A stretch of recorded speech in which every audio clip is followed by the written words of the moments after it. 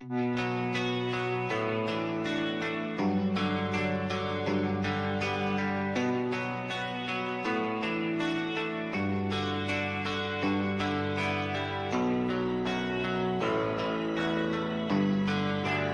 are you feeling?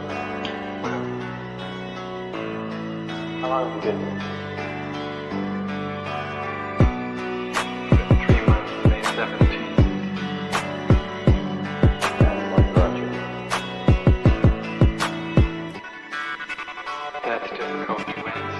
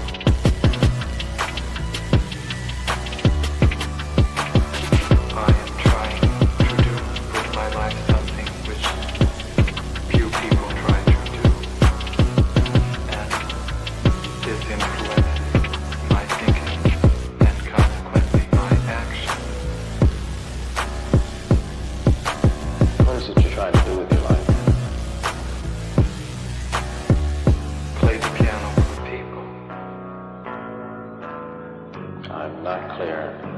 How is it that playing the piano for people has eventually resulted in your being here in the hospital?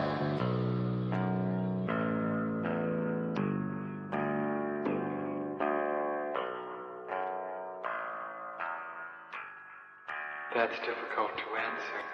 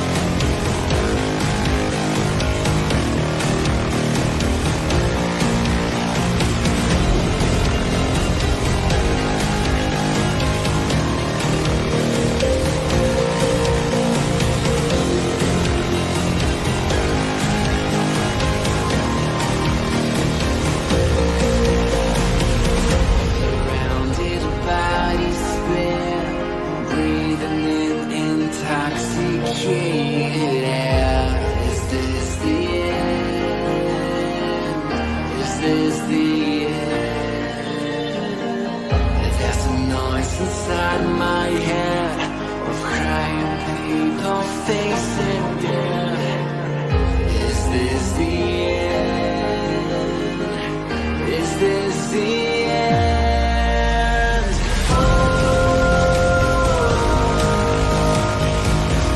I'm burning in the stone.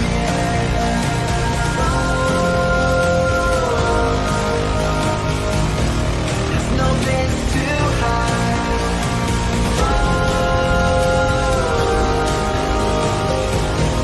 I'm burning in the stone.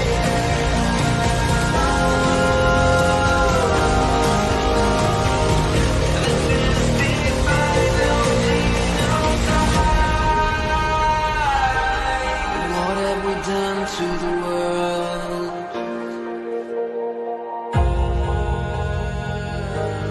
What have we done to the world?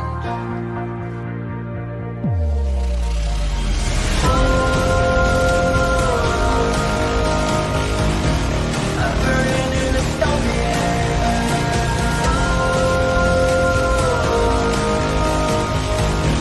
There's no place to hide.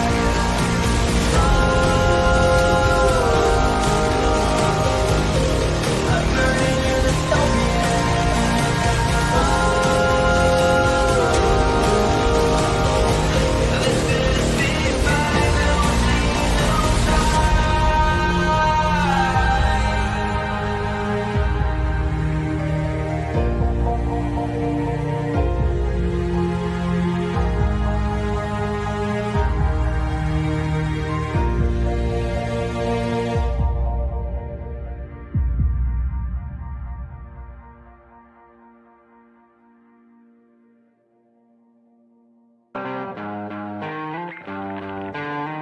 sweet dreams are made of these. Who am I to disagree? Travel the world and the seven seas. Everybody's looking for something. Some of them want to use you. Some of them want to get used by you. Some of them want to use you. Some of them want to be out you.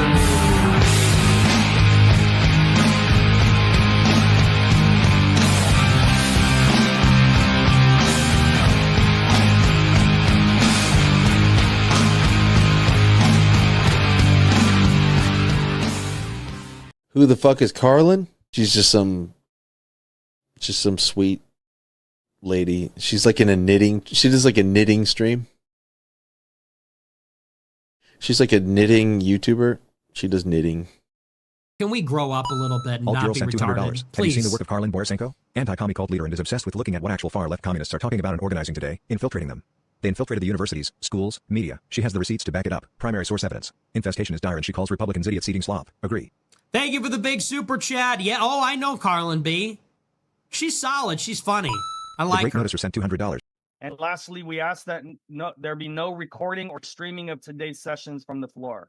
And any disruptive behavior in today's session will result in being removed from the call.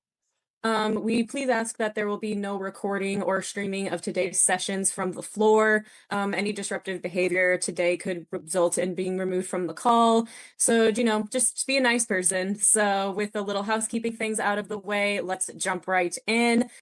Again, we ask no recording or streaming of today's session. We ask that there be no recording or streaming of today's session from the floor. Any disruptive behavior in today's session will result in being removed from the call.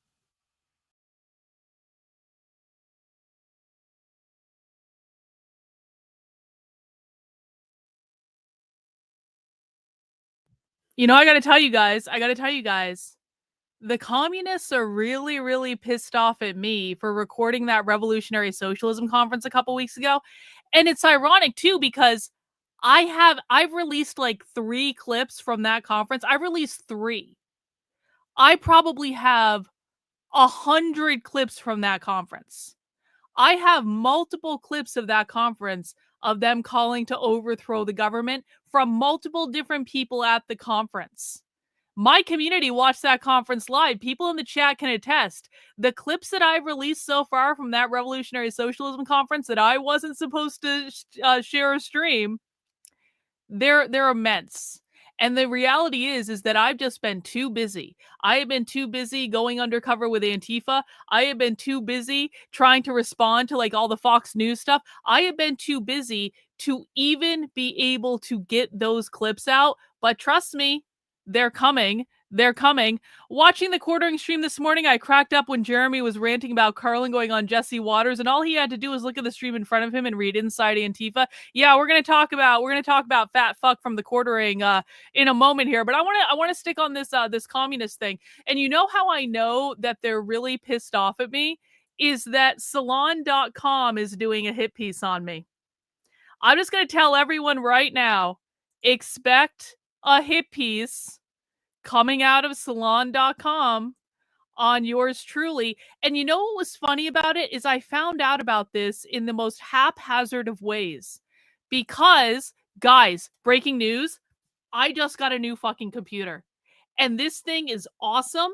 I got the most top of the line fucking MacBook Pro that I can possibly get. This thing is built like a tank. I don't have it set up yet, so we're still on my old computer for right now, but it's real close to being set up. And the reason that I found out about this hit piece is literally I was working on setting up my new computer because fun fact, there is a feature on Mac where you can migrate everything from your current computer over to your new computer. And I was like, should I just do that? And then I started the migration over onto the new computer. And do you guys know how many files it wanted to move from my old computer over to my new computer? Does anyone want to take a guess? I know this is an aside. Does anyone want to take a guess about how many files I have on my 5-year-old MacBook that it tried to migrate over to my new beautiful computer? 2 million.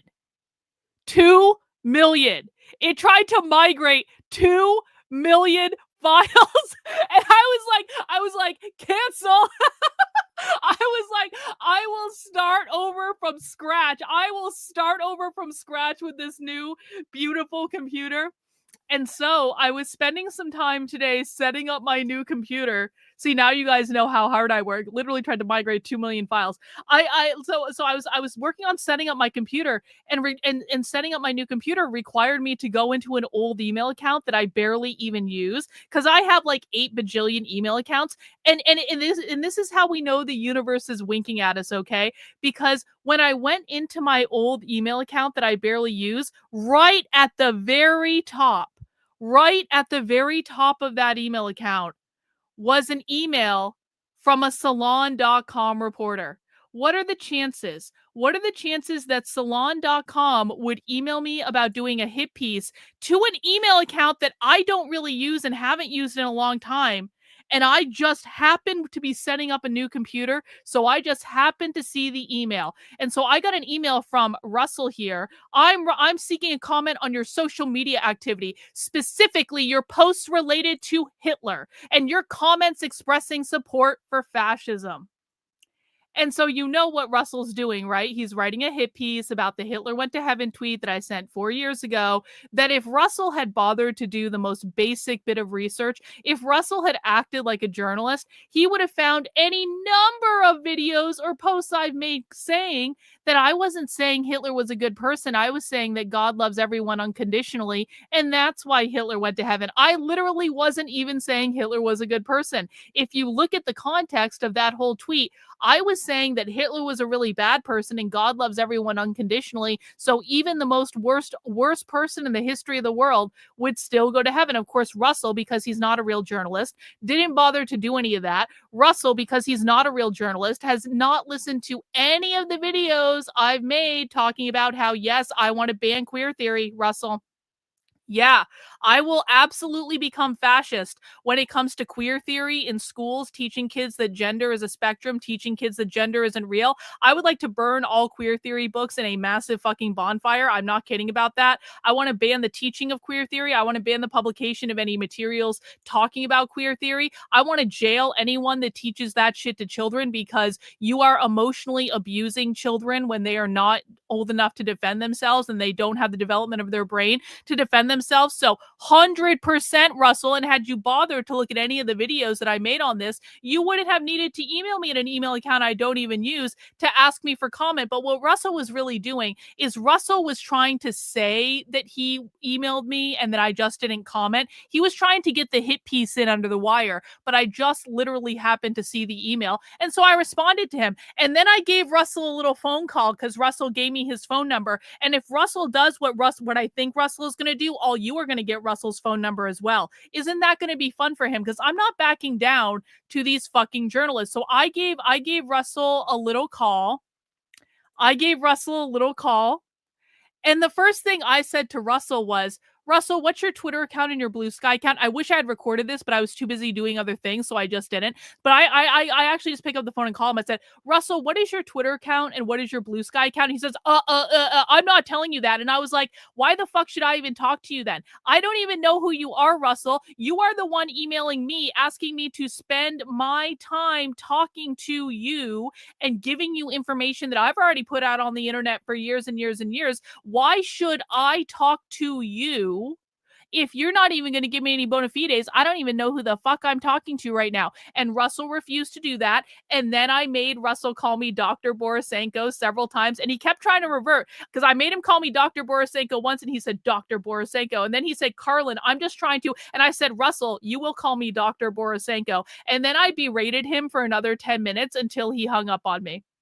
And it was so good. Victor was listening downstairs to this happening the whole time. Victor's like fucking cracking up. It felt so good. I worked out all the aggression I have with communists on this loser Salon.com reporter, but it didn't stop there, because then I emailed Russell back just to document everything. And I will be documenting all communications with this asshole publicly, because he's obviously and clearly writing a hit piece on me. So we give no quarter to loser socialist journalists that are trying to be distasteful.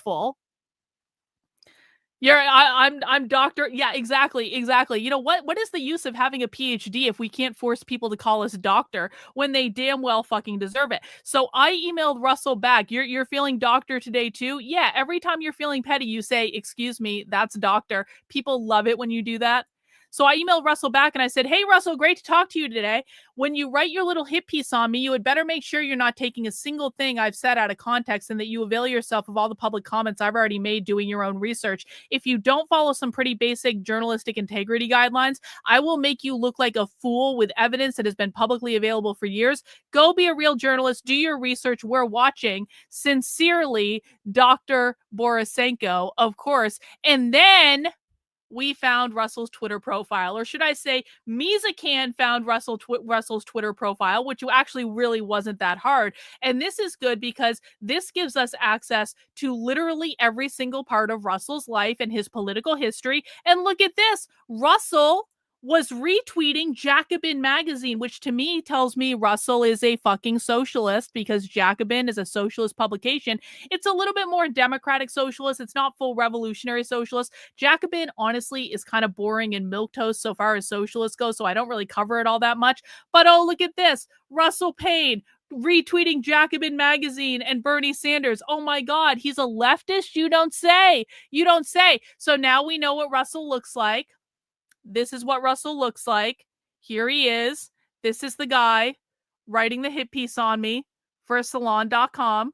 Looks exactly like you would expect him to look, doesn't he? And what's great about this is we are going to now, if Russell dares publish anything on me, we are going to go through every single part of Russell's life. And Russell, I have a community of people that will help me do this, bro. You want to come at me? You want to write a little hit piece on me? You want to pretend that you can get ahead of me? We will go through every part of your life and every group you're affiliated with, and we will expose you for being a political shill with no intellectual integrity at all, and we'll make sure your accounts are all over the place. And Russell, I may have even secretly recorded you because Russell is from Brooklyn. Here's the other thing. Look at this. Russell's from Brooklyn.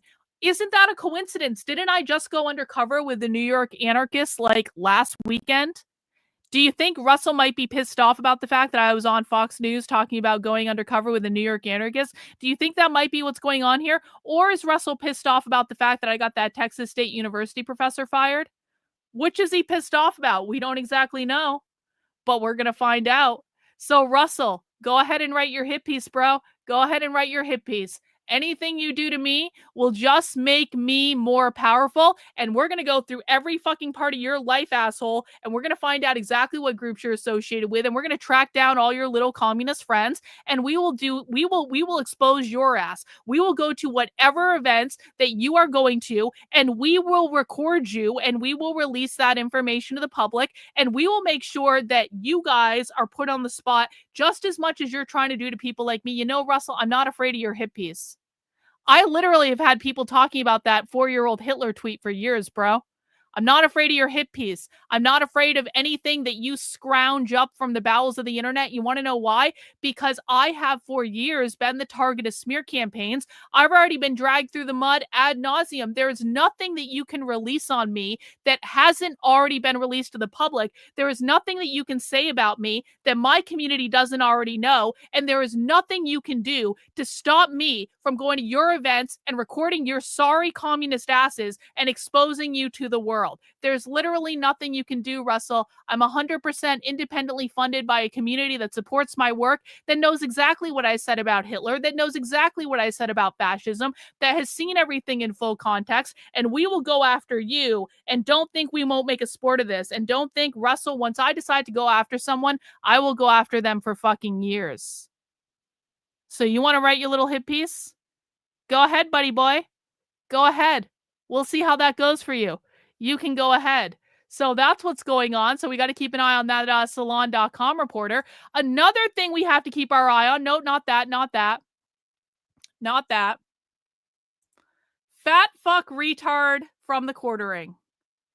Now, if you tuned into the stream I did last night, you know that Jeremy, fat fuck retard from the quartering, released a video on me yesterday where he made it seem as though I went on Fox News in order to cry about Charlie Kirk and pray for Charlie Kirk, except that I didn't say anything about Charlie Kirk when I was on Fox News. I said literally nothing about Charlie Kirk when I was on Fox News. And it's funny because, we can look here and see, has Jeremy taken the video down yet about me? No, of course he hasn't, because he's a fat, retarded, fraudulent fucking grifter that lies to his audience for money. And Jeremy got raked over the coals in the comments on this. But what I thought was really funny is it seems as though the comments I left on the video are no longer there, which means fat fuck retard from the quartering has banned me from his YouTube channel. He wants to make videos about me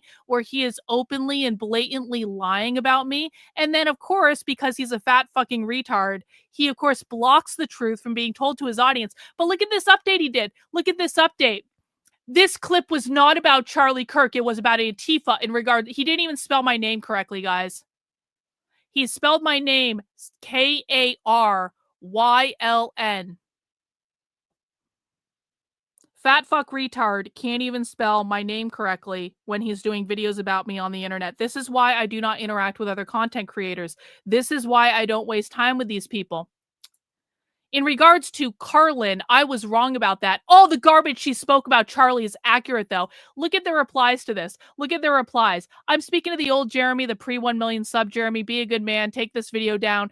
Dude, just stop. Take the freaking video down. You come off like a fool. You didn't even bother watching the video, but you said a bunch of crap about her. She didn't like Charlie Kirk. However, she's sad about what happened. That makes her a human being. What's wrong with that? You need to slow down with this right-left BS because it's messing up your reputation. You didn't watch the clip of her on Fox News. You said she was grifting on Charlie. She didn't mention Charlie in the clip. She had negative opinions of Charlie because she does not like anyone who supports the nation that cannot be named, but she has not said anything negative about him since his assassination. You need to apologize. So now we aren't allowed to have criticisms when Charlie was alive, but since he's not with us anymore, we can't even talk about the criticisms about him. Most people have criticisms of Charlie. We're saddened by his death. What are you doing, Jeremy? And on and on and on. And of course, because I make more money in super chats than Jeremy fat fuck retard from the quartering, I sent Jeremy a nice little $50 super chat today on his stream. I sent Jeremy a nice little $50 super chat. Now, you guys allowed me to do that because last night we learned that Jeremy is so desperate for super chats that he is setting goals of 10 $5 super chats, which is pretty fucking pathetic given the amount of people that allegedly watch his streams. I mean, he's probably botting his numbers, but you're telling me that this idiot can't raise more than 10 $5 super chats in a stream? We raised more than that in like 3 minutes last night at 2:30 in the morning. Anyway, so I took that money that you sent me last night at 2:30 in the morning that far outweighed his goal of getting 10 $5 super chats, and I sent him a little super chat today. And I said, Jeremy, when are you going to take down the video and apologize and issue a retraction for lying about me? Do you guys want to see what he said? Do you guys want to see what fat fuck retard from the quartering said? Let's see. Who spoke nothing but ill about Charlie Kirk. Oh, gotta rewind a little bit more. Gotta rewind. First one, or warned because of the interesting. vaccine schedule. Maybe that's what happens, and you get crabby when your schedule gets interrupted. Hello, Darkness says this $5 says it was hepatitis. The hepatitis. Why would you get vaccinated for that? Like, okay. And then somebody said, Jeremy made a video lying about me. Somebody. So fat fuck retard from the quartering made a whole video about me. But when I sent him $50 and say, you were provably lying in that video about me, he says, somebody. Without bothering to fact check, I did not mention Charlie Kirk in my Fox News appearance. When will you retract your video and issue an apology? Thank you. It is Karlyn who is lying about me. He still hasn't figured out how to pronounce my name. This fat fucking retard who is apparently losing $20,000 a month, apparently about to lose his house, apparently about to go under with this stupid coffee business that he started. He can't even pronounce my name correctly. Without bothering to fact check, I did not mention Charlie Kirk in my Fox News appearance. When will you retract your video and issue an apology? It is Karlyn who spoke nothing but ill about Charlie Kirk. So she's hanging out, giving us money in the street. Yeah, I appreciate that. And by the way, we're going to talk about Hannah Claire in a second. Hannah Claire may look like a little sweetheart. You shouldn't trust that dumb bitch as far as you can throw her, and I'm going to prove that too. Hang on. A self-proclaimed witch who also issued a So Jeremy's just said I'm a self-proclaimed witch. In fact, I have always said the opposite, that I am not a witch. I am not a witch. I am not a witch in any way. So Jeremy, when confronted with the fact that he lied about me in a video that's been viewed by over 20,000 people, he then proceeded to double down and lie again. No, Jeremy, I'm not a witch. Do you want to provide any evidence that I've ever proclaimed I was a witch? Do you want to provide any clip? Do you want to provide any tweet? I literally do a show with an actual witch every Tuesday night at 9 o'clock, Jeremy. Do you think that if I had actually declared that I was a witch, that there would be one clip of me talking about being a witch? In fact, you're going to have the opposite, which is me saying over and over and over and over and over again, I'm not a witch, I'm not a witch, I'm not a witch, I'm not a witch, I'm not a witch. But no, he just keeps fucking lying because that's all this fat fucking retard can do. Who spoke nothing but ill about Charlie Kirk. So she's hanging out, giving us money in the street. Yeah, I appreciate that. A self-proclaimed witch who also issued tweeted about thoughts and prayers, and she's praying for people. Meanwhile, she was. Have I ever tweeted about thoughts and prayers? One in the chat if I've ever tweeted about thoughts and prayers for literally anyone. I'm not a Christian. Jeremy. I'm not a Christian. You're never going to find anything from me saying thoughts and prayers. That's a Christian thing, bro. So that's lie number 2. Was praying for Charlie Kirk's downfall. She I was said she would praying laugh for when his Charlie. downfall. So Okay. she was on. All So right. I will issue this correction. She was not on Jesse Waters to talk about Charlie Kirk, which is what I thought. She was. He thought that because he didn't bother to watch a 2-minute clip before making a 10-minute video about it. Didn't bother to watch a 2-minute clip. How fucking lazy do you have to be to not bother watching a 2-minute clip? And then to say when you get called out for fucking lying, you're like, you double down and you tell more lies because you still haven't bothered to fact check anything you're saying. How many other lies has this guy told about people over the years, guys? How many lies has this guy told it? How many rumors has this guy spread? How much drama has this asshole caused on the internet for no good reason? For no good reason. This is the best the right has to offer? On Jesse Waters to talk about Antifa. So yes, I will give you that correction. I don't know if I said that you were specifically on there to talk about Charlie Kirk. He didn't say I was on there to talk about Charlie Kirk. He made a whole video about how I cried on Fox News and prayed for Charlie Kirk. And now he's saying, I don't even know if I remember that I said that she was there to talk about Charlie Kirk. Really, Jeremy, perhaps you should refer to the title of the video that you fucking made about me before you say, oh, I just don't even know that I was there even talking about that. And also she was a footnote in a video in which I also, people aren't gonna like this, but called out other people grifting on Charlie Kirk, like Ian Carroll, who's now refusing to debate all the insane things he said about it. And Candace Owens, I also think is grifting off it, but that's neither. So again, so he is still accusing me of grifting off of Charlie Kirk. I've made one video about Charlie Kirk, and it was on the day he died. And the next day I got on a plane, I didn't stream for 3 days after that. I've made one video about Charlie Kirk. Jeremy has made over 50 videos about Charlie Kirk. Which one of us is grifting off of Charlie Kirk, you fat fucking retard? Which one of us? I made one video, you've made over 50. Here nor there. So Karlyn, you are right.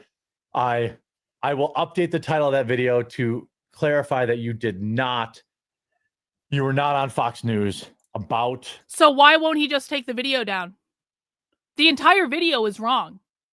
There's literally not a single thing that he said in that video that's correct. But he's going to leave the video up to lie to more people because all he cares about is money. If he actually had any integrity at all, that video would be pulled off his YouTube channel and he'd issue a public retraction saying, I was wrong.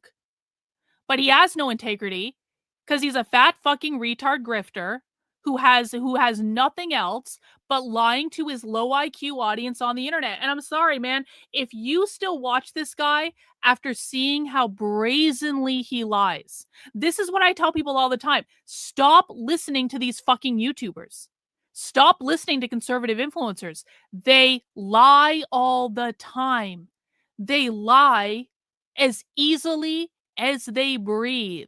So when you are listening to these people, unless you're fact checking every single thing they say, you are going to have lies in your head and you're not going to know what's true and what's false. So just stop listening to people who prove to you that they are willing to lie about things that are so easy to dismiss because you can never tell when they're lying and when they're telling the truth. This is why we only use primary source evidence on these channels, because you never have to take my word for it. You literally never have to take my word for it. You can always just look at the primary source evidence and decide for yourself what you think about it. I will never do what Jeremy from the Quartering did, which is to make an entire video lying about someone because I didn't even bother to look at the evidence before I made the video. Charlie Kirk, and I will refund your super chat because you shouldn't have to pay me to get that Hey, correction. thanks. But everything else I said about you being an awful person, I stand by. Oh, but you're totally an awful person. I lied about you to 20,000 people. I'm leaving the video up on my YouTube channel to continue to lie about you to thousands of people. But guys, remember, I'm the awful person here. I'm the awful person. Not fat fuck retard from the quartering. I am the awful person. I don't know if I have no idea if he refunded the money. I have no idea. I'll go and double check. I will certainly be looking for that refund, and if I don't get that refund, I will let you guys know because because I don't trust a word this fucking fat ass has to say. He's already lied about me once. He refuses to issue an official retraction. He refuses to pull the video down, and then he calls me a bad person. I'm a bad person? No, bro, you're the bad fucking person. So we're clear. I hope enjoy your correction. T. Brooks says, and that was it from him. Now, I did tag both Luke and Hannah Claire. Now, Luke and Hannah Claire have nothing to do with this, of course. They're only on Jeremy's show because he's paying them to be there. I can't imagine if either of those two idiots are worth their salt, then they know exactly what he's fucking doing, and they're just there for the money, and that is what it is. But you know what? It's always important to know what content creators you can trust and who you can't. You look at Hannah Claire, and she looks like a sweet little girl, right? But you know, Hannah Claire came out of Tim Pool, and we know that Tim Pool doesn't give a fuck about the truth. And so I tagged both of them in a tweet, and I said, I would love to know what Hannah Claire and Luke's thoughts about the sheer volume of lies that the quartering told about me in this video. And wouldn't you know it? Now, Luke hasn't commented, but he hasn't untagged the tweet. Hannah Claire untagged herself in the tweet. So you know that Hannah Claire is so interested in the truth that all she did was pretend, I can't see it, I can't see it, I can't see it, I can't see it. He didn't lie, he's paying me money. He didn't lie. Money is more important to her than reality. So I retweeted it, and I tagged her ass again, and I said, we definitely know that Hannah Claire cares about the truth because instead of commenting and denouncing liars, she just untagged herself from the tweet. Once these people expose themselves as frauds, never forget it. They will lie about anything for money and clout. How pathetic. So I didn't really know anything about Hannah Claire before because God knows I don't lower myself to watch Tim Pooler being involved in any of that bullshit. But this is all I need to know about Hannah Claire. Hannah Claire takes money to lie on the internet and to support liars on the internet. And when she gets called out on it, she just turns around and runs away like a scared little bitch. That's all right. We don't have to deal with these people. We really don't. We can do our leftist stuff without any of these people because people like this just drag us down. And that's all it is. So that is the update on Jeremy fat fuck retard from the quartering. He's still being a fat fuck retard. He's still probably going to go under. He's probably going to go bankrupt because he doesn't know how to run a coffee business or started a stupid coffee business in the first place. And while he's doing that, I will continue my job of being the very best source of information on the radical revolutionary far left in America because that is what people are here for. I have been doing this for years. I have for years been going undercover with the far left. I have for years been going inside their private trainings. I have for years documented what the far left is doing in the real world. And I have done everything I've done without the help of these do-nothing, lying fucking con artist grifters. I have never needed their help. I have never needed their help to financially support what I do. Why? Because I have an awesome community of people who care about the truth. People that don't want to go to fat fuck retard from the quartering to find out what's going on in the world. People who understand that Tim Pool and everyone associated with him doesn't know what the fuck they're talking about. People who don't mind me saying fuck over and over and over again on a stream. Because God knows I get enough people who don't like my language, and those people just get removed because I don't care. I have watched over 5,000 hours of leftist content in the last 5 years. I've gone undercover at their events multiple times. I've watched thousands of their fucking trainings.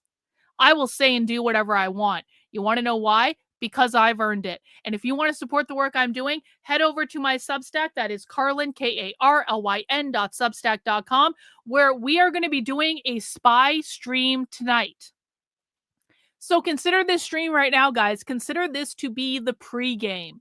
We are pre-gaming right now. We're going to watch the author of the Anti-Fascist Handbook, and we're going to talk about what he has to say. But the real show starts around 7:45 p.m. tonight, where we are going inside a live leftist organizing call, and we're going to record it, and we're going to talk about it.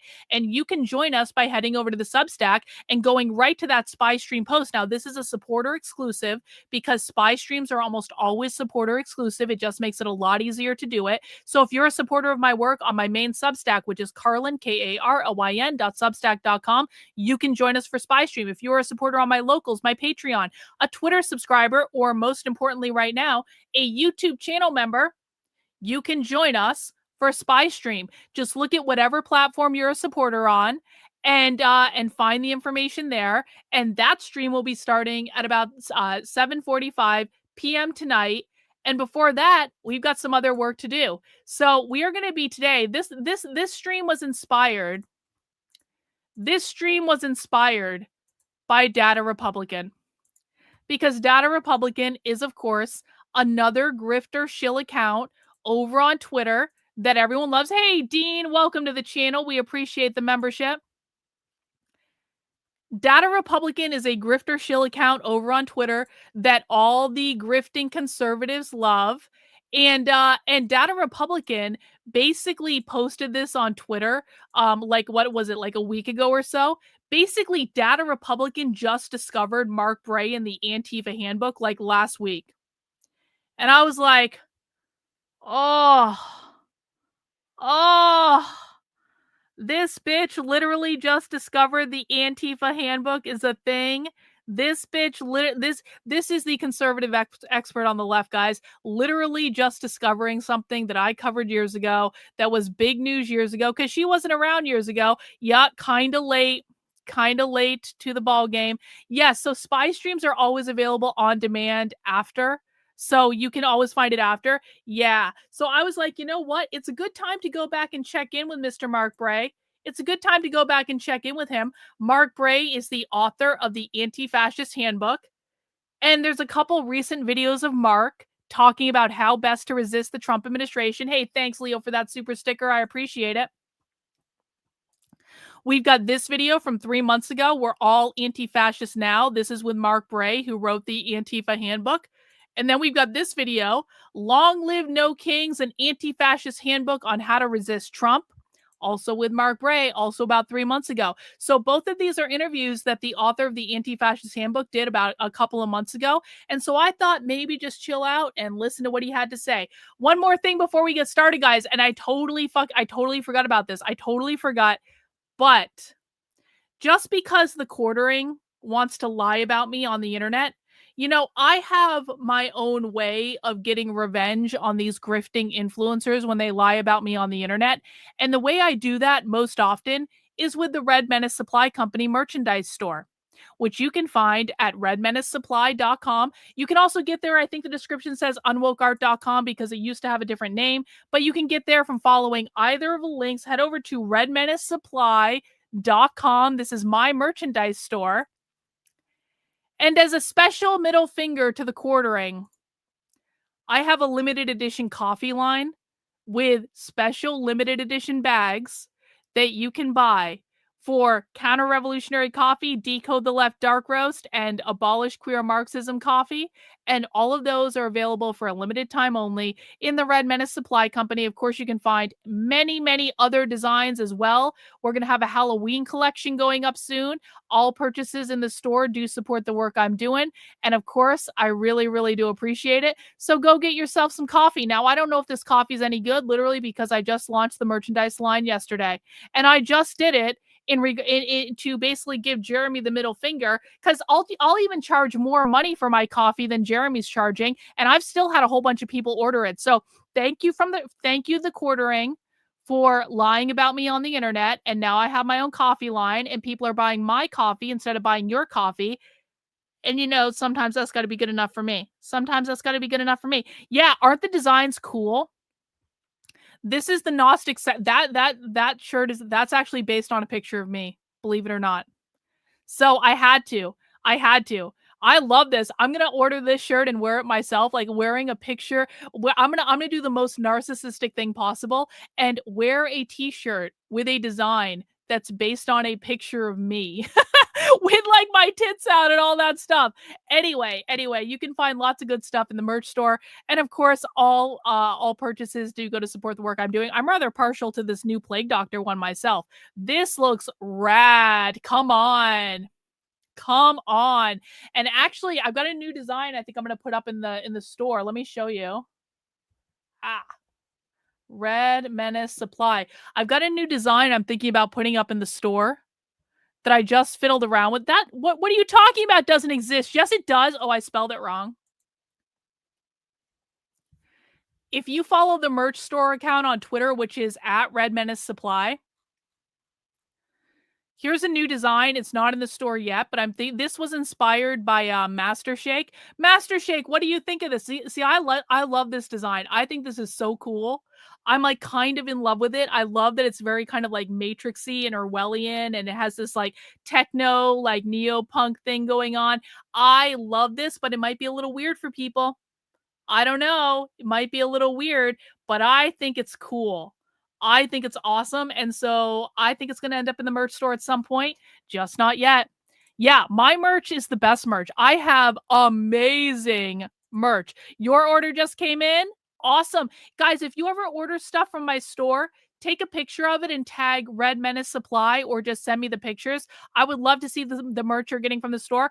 I wear merch exclusively from my store. I love the t-shirts. The t-shirts are the best. They're a super like soft jersey. They look good on everyone. They look good on men and women. You don't need a special women's version, which I hate doing those because you never know what the sizing is going to be. So I just have one branded t-shirt, but they're jersey. They're nice. They fit very well. They're super soft. I love my merchandise store. You like it? It's like a capitalist wave. It's like, yeah, okay, we'll put the shirt in the store. We will put the shirt in the store. I got you guys. Anyway, why don't we dig into our Mark Bray stuff? Guys, please make sure you mount the like button for me. Please make sure you are subscribed to the channel. If you are not already, we are going to be watching 2 videos today from Mark Bray, who is the author of the Antifa Handbook. And he is going to tell us about what he wants us to do to resist Trump. We are all anti-fascists now. This is on a channel called Lincoln Square. Let's see what he had to say. What's up, everyone? It's Maya May here. We're all anti-fascists now. I'm here with Mark Bray, who is a historian. He specializes in human rights, terrorism, political radicalism in modern Europe. He's a historian. Guys, Mark Bray spoke at the New York Anarchist Book Fair that I was at last weekend. I didn't get a chance to go because I was covering something else at the time, but he's a historian that literally spoke at an Antifa event last weekend. The good stuff, the interesting things that we love to talk about here. And just to, first of all, Mark, thank you for joining us. What got you, I'm just curious, what got you into studying fascism? Because I know you're the author of the Anti-Fascism Handbook, which we'll get into in a second. Yeah.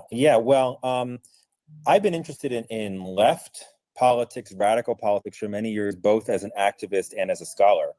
And if you're studying efforts to make a revolution, efforts to transform society, you sort of inevitably stumble into those powers that have thwarted those efforts. And one of the most extreme examples.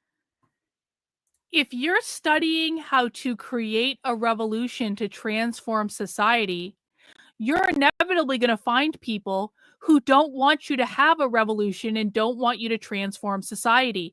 And those people, according to leftists, are called fascists. Guys, leftists use the term fascist to mean anyone that does not want to violently overthrow the federal government. You just heard him say it. He's like, I'm just studying revolutionary movements and how to transform society. And there are all these evil people that want to prevent us from having a revolution and overthrowing society. And those people are called fascists. And if you're studying efforts to make a revolution, efforts to transform society, you sort of inevitably stumble into those powers that have thwarted those efforts. And one of the most extreme examples would be fascism in the 20s, 30s, and 40s. So, oh yeah, I've been very interested in fascism and how it has tried to kind of steal superficial aspects of the left in its self-creation. And then moving into 2016, 2017, with Trump running for office, the growth of what was then called the alt-right and so forth, a various sequence of events led me to write the Anti-Fascist Handbook, and that sort of brought those two interests together. So the word Antifa is thrown around left and right by the right, and so what exactly is Antifa? You say it's not a single organization, but if you could just kind of define it for our viewers. Right. So in short, it means anti-fascist or anti-fascism in a number of languages. It's a specific tendency that really probably crystallized in a more explicit sense after World War II in Europe, when there were these debates within the left in countries like Germany or France or England about what to do if there were efforts to create a new fascist party or a new Nazi party. And on the one hand, you have a lot of the socialist and communist parties, which argue that you stop them by making laws against making fascist or Nazi parties. But then you have some of the more radical, anti-authoritarian parts of the left saying, number one, that those laws will be used more against the left than the right. But number two, that these groups will simply change their symbols, change their names, and it won't get the job done. And so the kind of like street level, direct action focused, militant anti-fascism of the post-war period is often referred to as Antifa. And it's kind of this nexus of radical left politics and direct action tactics. And it's kind of a way of doing politics. It's a leftist radical milieu. It's not one specific group. I sometimes compare it to feminism, right? Feminism. You compare Antifa to feminism? That might not be too far off. Leaper King, thank you for the super chat.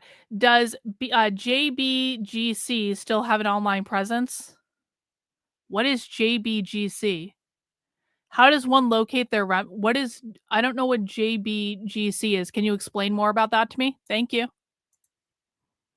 This is going to be something simple that's just not clicking for me. What does JBGC stand for? I'm like dying to. Oh, John Brown. See, I knew it. I knew it was going to be some weird thing that I just couldn't click the reference into. John Brown Gun Club does still exist. It's unclear to me how many people are actually involved with it. I do know they have a Twitter account though, because their Twitter account really doesn't like James Lindsay, which I find very amusing. But that's really the extent I know about John Brown Gun Club. So maybe you can reach out to them and find out. I don't know. It's a good question though.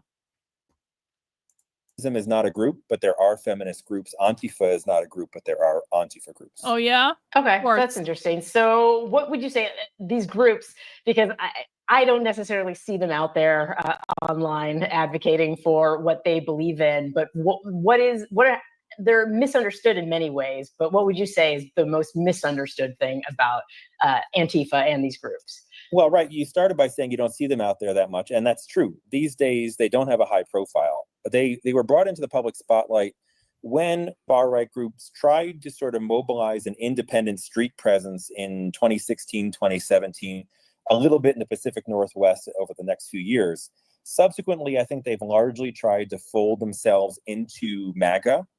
And in that sense, the kind of Antifa politics, which was designed to oppose small and medium-sized far-right groups, is not so applicable to a mass movement connected to a political party or a president in office.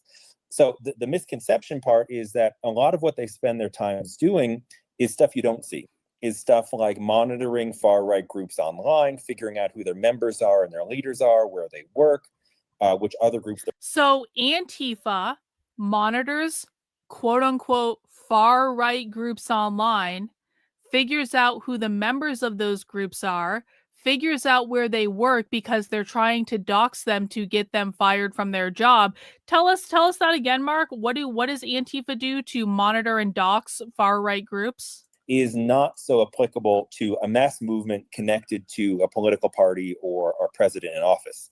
So the misconception part is that a lot of what they spend their time doing is stuff you don't see, is stuff like monitoring far-right groups online, figuring out who their members are and their leaders are, where they work, which other groups they're connected to, gathering that information, in some cases doxing them, although, of course, doxing only works if it's publicly unacceptable to be a Nazi or a white supremacist. And these days... See, that's actually a really good point. Doxing only works if it is publicly unacceptable to be a Nazi or a white supremacist. So guys, we're just going to have to make it acceptable to be a Nazi and a white supremacist.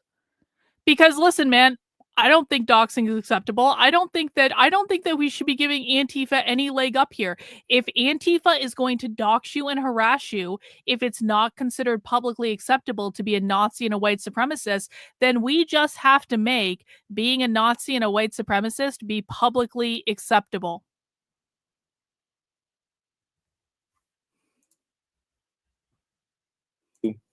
Gathering that information, in some cases doxing them, although, of course, doxing only works if it's publicly unacceptable to be a Nazi or a white supremacist. And these days, the whole MAGA milieu has pushed back on that a lot, right? And so violence is part of it, right? They do think that it needs to be one of the tools in the toolbox, but is not the... I just want to do a quick pulse check in my chat. One in the chat if you think it's acceptable to be a Nazi and a white supremacist. Two in the chat if you think it's unacceptable to be a Nazi and a white supremacist. And it doesn't have to be both. It could be and/or, I suppose. One in the chat if you think it's acceptable to be a Nazi and a white supremacist. Two in the chat if you think it's completely unacceptable to be a Nazi and a white supremacist. Look at all those ones. Look at all those ones. These fucking leftist journalists think they're going to be able to cancel me with a hit piece. I have literally built an entire fucking community around it being acceptable to be a Nazi and a white supremacist. Look at all those ones. Look at all those ones.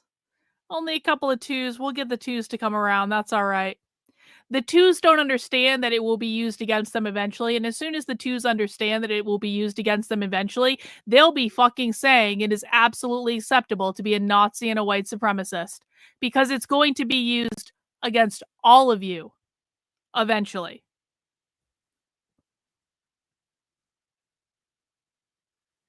Part of it that's used most frequently, and these days isn't really used so much at all. Okay.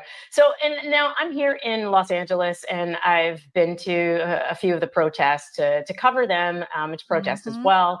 And so the question about agitators, because a lot of the protests have been very, very peaceful. And then there have been a few agitators here. A lot of the protests in Los Angeles have been very peaceful. There's just been one or two agitators. Oh, really? Oh, really? Here and there. Is that because I when I showed up at the protest, there were people who were dressed like they were prepared, like, you know, Right. they had goggles and they had these gas masks. Is Right. that Antifa? Are they trying to instigate violence? Help me understand what's going on. Those are two different questions, right? So are these people members of Antifa groups? Maybe, but probably not. Most of these groups are pretty small. They require a kind of high level of time commitment and focus. Some have likened it to being kind of like a second job as a private investigator at the far right. So there aren't that many people who are actually part of these groups. Most of these groups have like a dozen members. So chances are no, that those people weren't, but maybe some of them were. The separate question, though, which is probably more pertinent to this political moment, is do people who show up with gas masks or goggles prepared for being attacked by chemical agents by the police, are they, you know, the famed outside agitators? You know, that framework, of course, has been used by the right to delegitimize all sorts of militant protests or not so militant protests throughout history. I don't know the motivations of those individuals, but there are people who have been involved in various kinds of activist movements who show up recognizing that, number one, they don't want to be identified by the police, and number two, they may well get attacked. It says right in his book not to identify as Antifa when doing Antifa shit. So isn't it funny that Mark Bray's like, you know, all these people that are showing up to protest dressed in black bloc, they're not really Antifa. They're probably just independent people around to cause problems. And then when you actually read his book, it says, don't identify as Antifa when you're doing Antifa stuff, retards. Isn't that funny? Isn't that funny? Oh, he posted an update where he apologized. Well, I've already moved on from that fat fucking retard. We're actually focusing on Jeremy can wait and settle down because I am talking about Antifa right now, which is honestly far more important than him. But thank you for that update, H Tom. I really do appreciate it. And then there are some who actually do want to physically push ICE or the police out of their neighborhood, and that's a part of the debate among the left is what is the role of those kinds of protest tactics. Members of Antifa groups would be one sort of small facet of the milieu who would think that sometimes is justified. This is fascinating stuff. So you say that for a lot of them, it's like a second job. What is the average profile? What of an Antifa person? Am I running into them when I'm out and about living my life? Yeah, you might be actually. Depends on how you live your life, but we'll leave that aside. So it's hard to know because most of the people that are part of these groups are not interested in having their private information known, even by someone like me. So I interviewed some people who I don't know what their jobs are. I don't even, in all cases, know what their race or class background necessarily. There's a really good book written by Stanislav Vysotsky called American Antifa, if viewers are interested, where he did some of those kinds of interviews with some folks, I believe in Portland, Oregon, where he has some more demographic information. But what I can say is that the vast majority of these folks are people that are also doing other left things. These are people who are, in some cases, union organizers or involved in tenants associations, This is actually an amazing clip that we're about to get right here. These folks are involved in, Antifa is involved in union organizing and tenant organizing. Oh yeah? Oh yeah? You're telling me Antifa's involved in union organizing and tenant organizing? Tell us more, Mark Bray. where he did some of those kinds of interviews with some folks, I believe in Portland, Oregon, where he has some more demographic information. But what I can say is that the vast majority of these folks are people that are also doing other left things.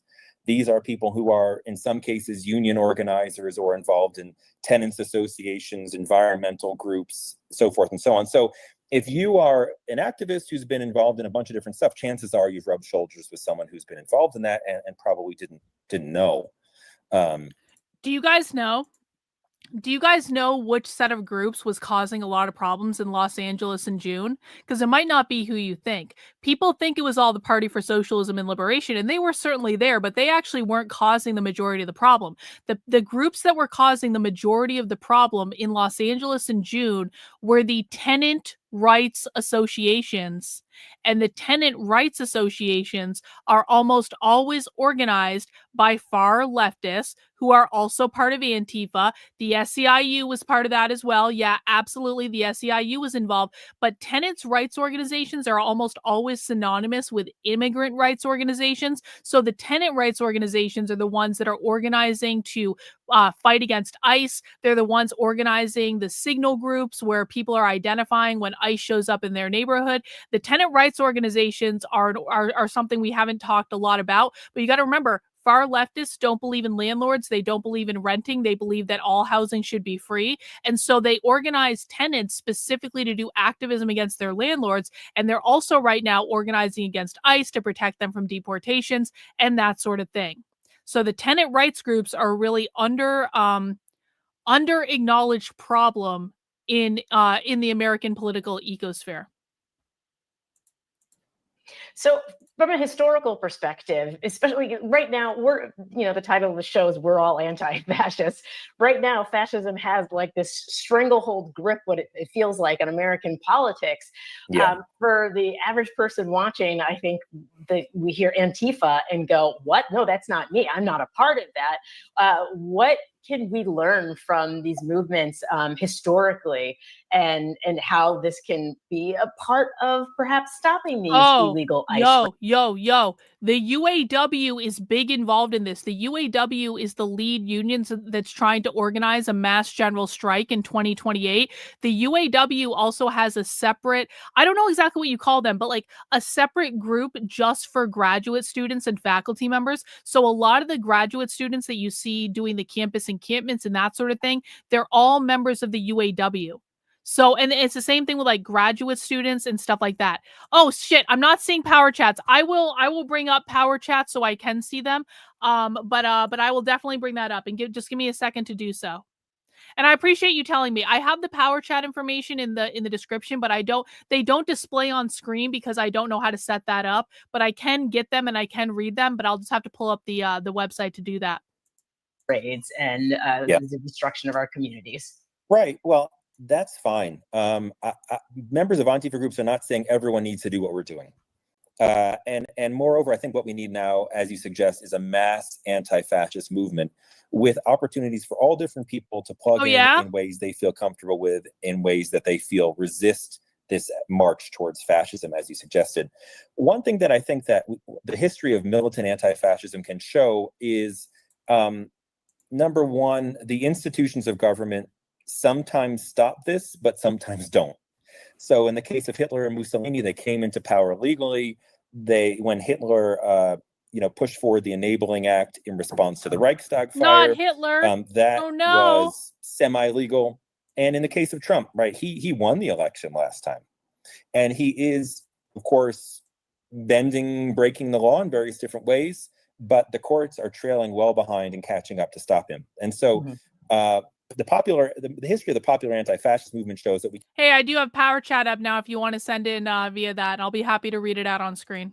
Can't trust that that's going to be enough, that we need to get out there in the streets, that we need to, escalate our forms of resistance and recognize that if we don't stop this march towards fascism now, then what's happening to migrants from ICE raids could end up happening to anyone who opposes the administration in a few years if we're not out there making it clear that we won't let that happen. Well, and I think people who failed to imagine that this was a possibility are seeing it right now in the temporary detention of elected officials. This is something that with our own eyes, we have not witnessed. And so I think people are starting to wake up to that. But this is something that's been happening globally as you've studied fascist movements throughout the world. I was just in Portugal, and I happened to be there for their 25th of April celebration. And it was well attended, families, and they were chanting "Fascismo nunca más," fascism never again. And so it's in their DNA to fight fascism because it's so recent for them. So in your exploration, do you feel like the fight against fascism isn't global enough here in the US? Like, it feels very disconnected. Like, MAGA's really good at doing CPAC and all of these things. Do we have that? Were we a global approach? Not as much as we should. You're right. Not as much as we should. Some of the anti-fascist activists who are part of some of these smaller groups have never... Hey, did just get a power chat from Owls Are Cool. Seeing the political sides get further and further right and left is like seeing people you like or care about being murdered in front of you, also being paralyzed, unable to do anything because they won't listen. Yeah, I don't actually necessarily disagree with that. I don't disagree, but it's kind of like,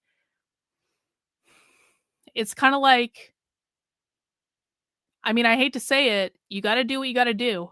We have a real enemy, and that enemy is trying to overthrow the government, and that enemy is way far ahead of us. That enemy, these people are decades ahead of us, guys.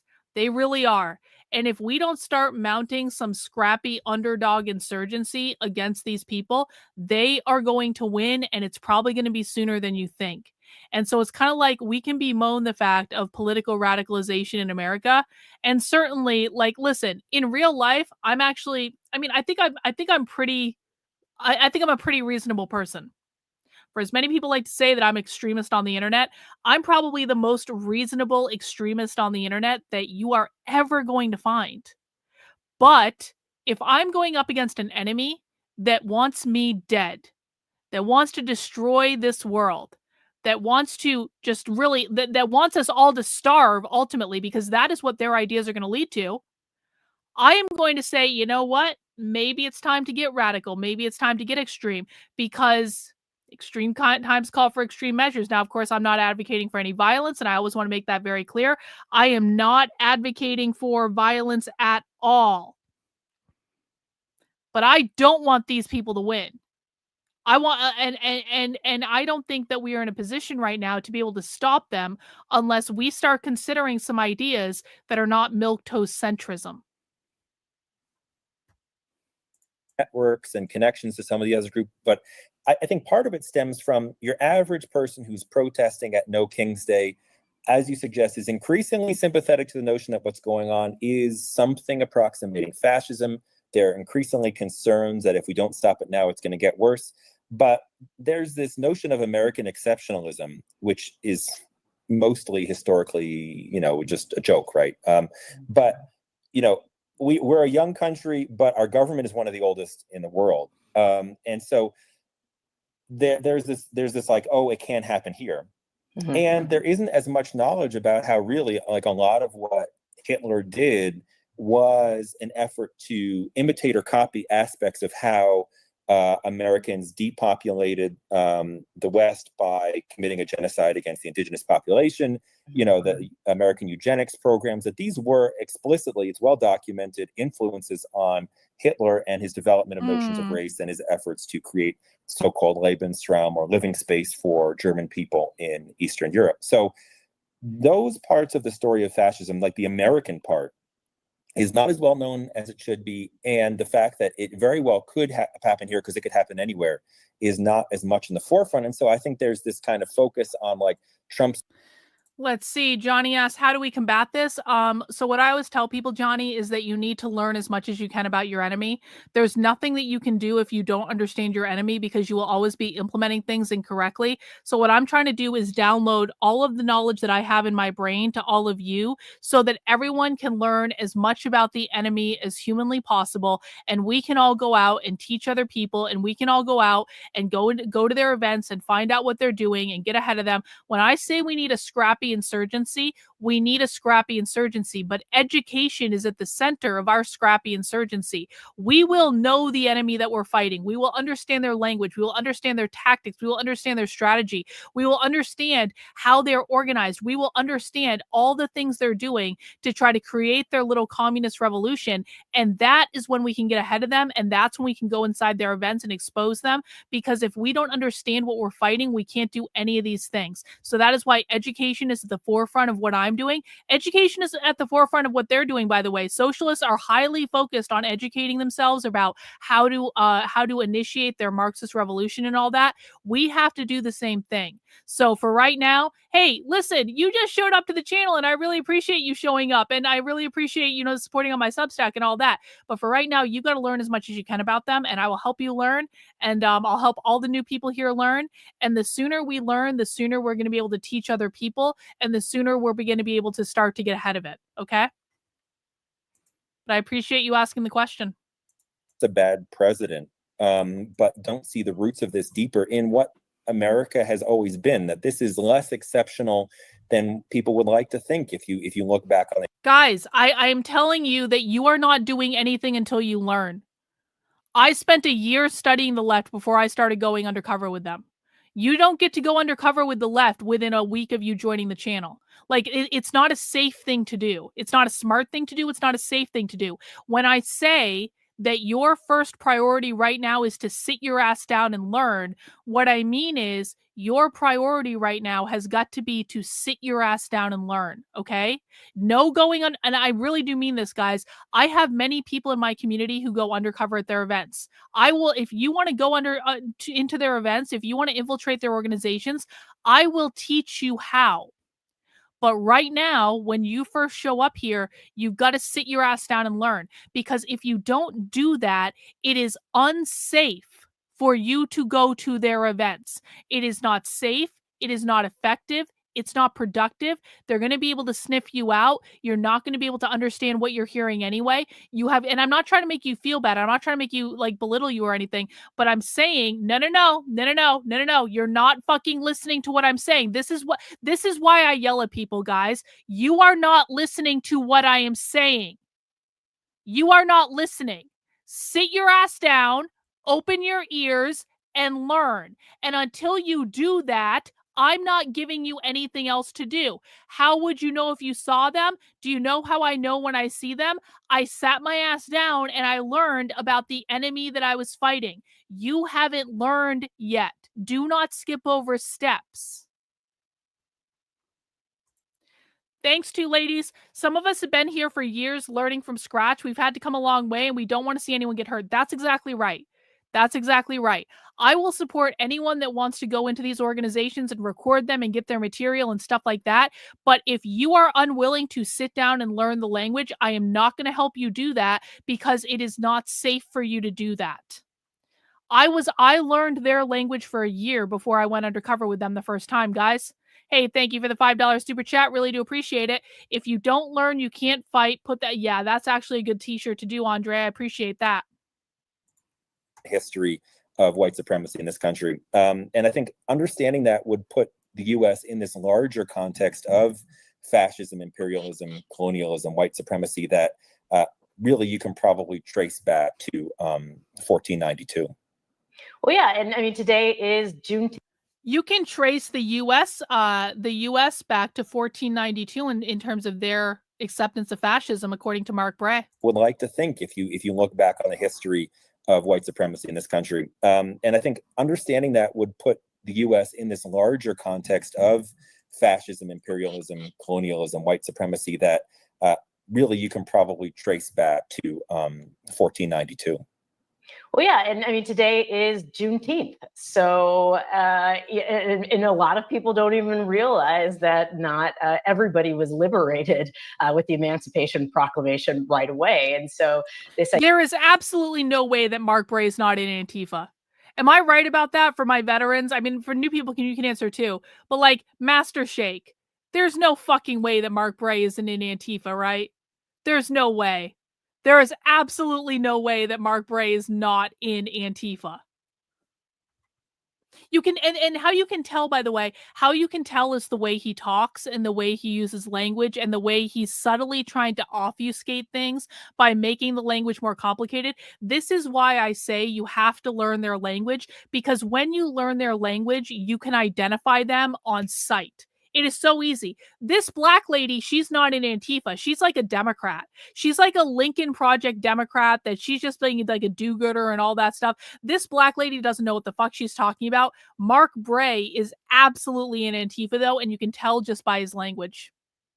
Idea that it can't happen here, it already did happen here. And so I think some people are starting to wake up to the fact that they are not immune to what's happening, especially communities. I don't know if you saw some of the articles about ICE raids in rural communities like Missouri, and they took Carol from the diner.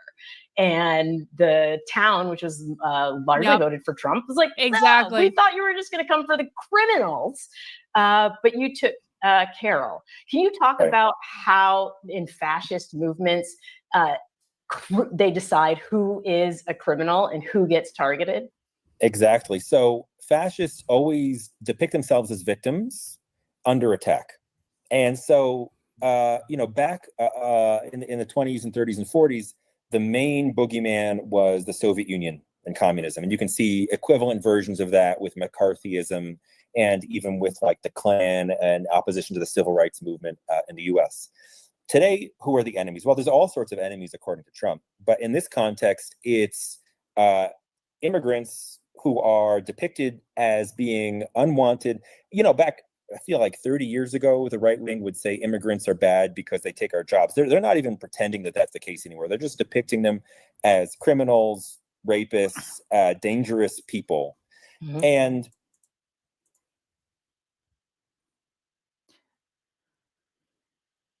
the right wing is just making up that immigrants are criminals and rapists, guys. The right wing is just making up the fact that there are crimes being committed by immigrants. The right wing is just making up the fact that immigrants are raping people. The right wing is just making up the fact that immigrants are engaging in human trafficking. The right wing is just making up the fact that immigrants are bringing more drugs into this country. The right wing is just making up the fact that immigrants are coming to America to take American jobs. The right wing is just making all this up, guys. It's totally nothing to see here. that's interesting. The history of the language of criminality is a way of delegitimizing any individual or group. And so you have this whole swath of the country who is imagining that immigrants are overwhelmingly, if not entirely, criminals. But then they have that on one side of their head, and then they have the people they've actually known, who they've seen, like, oh, you're just a person like anyone else. And then, as you said, when these kinds of ICE raids happen and people who they didn't put in that category get taken away, then it really breaks apart that kind of association. In Germany with the Jews, one of the most famous examples of like fascist scapegoating, Jews were simultaneously blamed for communism and capitalism. Yep. Correct, Mark Bray. Correct. It's almost like the Jews in Germany played both sides, and they were both the communists and the bankers. I love it when Antifa accidentally J-pills everyone. I love it when I love it when Antifa accidentally says the quiet part out loud about the JQ. Yes, Mark Bray, tell us again how the Jews in Germany were both the communists and the capitalists. Explain that to us, Mark. In Germany with the Jews, one of the most famous examples of like fascist scapegoating, Jews were simultaneously blamed for communism and capitalism, and Jews were less than 1% of the German population, when Hitler took over power. So it's not so much that these kinds of fascist depictions are grounded necessarily in anything. And if you look at the arguments they make, it's just about depictions and isolated incidents. You could have like a leftist scholar analyzing, well, if you actually look at the demographics of migration over time and where people are coming from and the historical roots, et cetera, here are some graphs and charts. And then in the response, one of these MAGA people will be like, well, but look at this video. And that's like a kind of argumentation that isn't argumentation, that rejects rationality, that appeals to... I love it. Mark Bray is like, video evidence is not real evidence.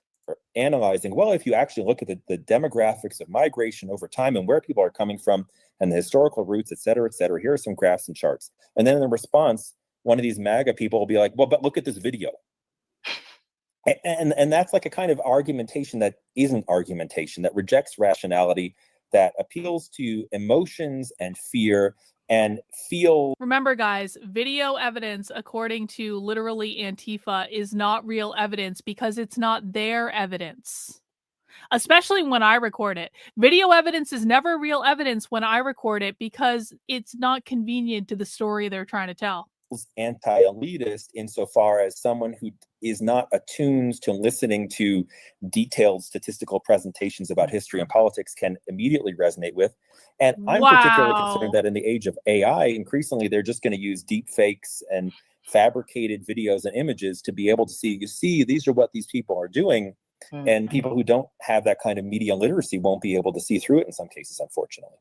Yeah, and very few people have that kind of media literacy. Remember, guys, Jeremy from the Quartering swears that I don't actually record people. He told people that in his video. He was very confident that I never actually record people. True. And that's a purposeful thing. And so the fact that people are being duped left and right, even now, before AI has truly taken over the internet, is a little scary. So to speak about this the victimization, that they feel that they're the victims. And so it seems like what I'm seeing is that the line gets moved over who gets called a criminal. So first it's like the immigrants who are here legally, but then their status was changed, and so now they're a criminal, but then also now elected officials are moving towards that line. I've seen, if you remember I can't remember what bill it was, but there was a bill that was looking at making certain nonprofits be labeled as terrorist organizations. Is anybody safe from being called a criminal in a fascist regime? Sorry, you broke up a little. Can you hear me? Yeah, I can hear you. My question was, is there anybody who's safe from being labeled a criminal in a fascist regime? Well, what I would say to start is that fascist regimes have had important cores of support, right? So the notion that the fascists will target everyone is not borne out historically, right? If you were, a Protestant, German, middle-class conservative person in Nazi Germany, they weren't going to come after you, right? Every regime needs its base of support. That having been said, what you're suggesting by moving the bar of criminality, moving the bar of repression, and going from saying, okay, immigrants are criminals if they're quote unquote illegal, overlooking, of course, the fact that a lot of people are applying for asylum, which is legal. And you go from saying that they're criminals to saying that we have an invasion, which is what Stephen Miller said when he was trying to argue for eliminating habeas corpus in immigration cases. And then you go from people who are assisting them are criminals or who are advocating for them. You can see how it kind of goes out farther. And in the conversation around crime and criminality, I'd throw the term terrorism. So terrorism, invasion, the insurrection, right? All these kinds of examples of emergency measures that are on the books for cases of exception. These are kind of loopholes for authoritarians to take over liberal democratic states and use them for authoritarian means, which is part of the threat here. So it's clear that if they get their way, then they are going to pursue an agenda of, making America great again, which is they see as essentially a time where what they view as natural hierarchies were restored. Hierarchies in terms of race, gender, religion, class, politics, and anyone who falls outside of those demographics is going to be left with the choice of either having to flee or be persecuted or hide themselves away and say nothing, because that's what these regimes pursue is that kind of complete either silence or acquiescence. And that's why it's so important that people get out and not acquiesce now, because it's much easier to resist these regimes now before they've become even more powerful and establish themselves even more strongly.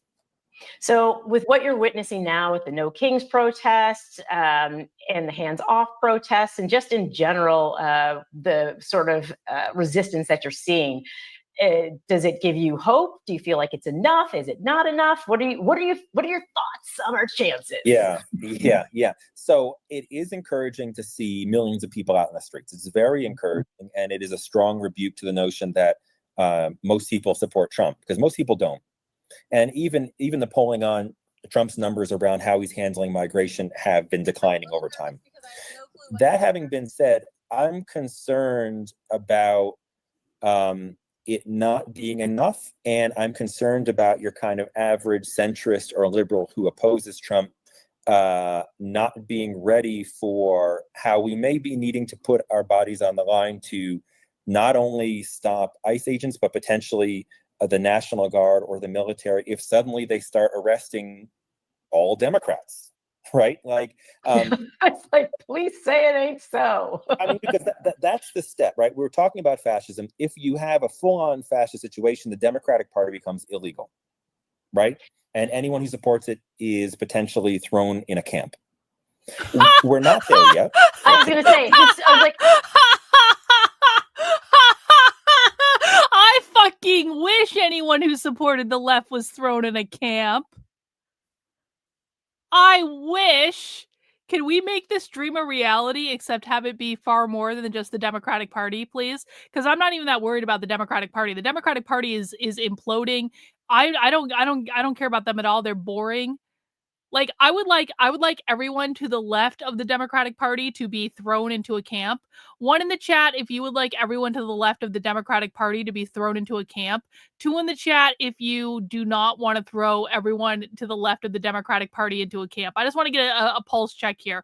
1 in the chat if you would be okay with throwing every single person to the left of the Democratic Party in a camp. 2 in the chat if you're just fine with them roaming around in public. Yeah. Again, we win. We win. Everyone wants everyone to the left of the Democratic Party thrown in a camp.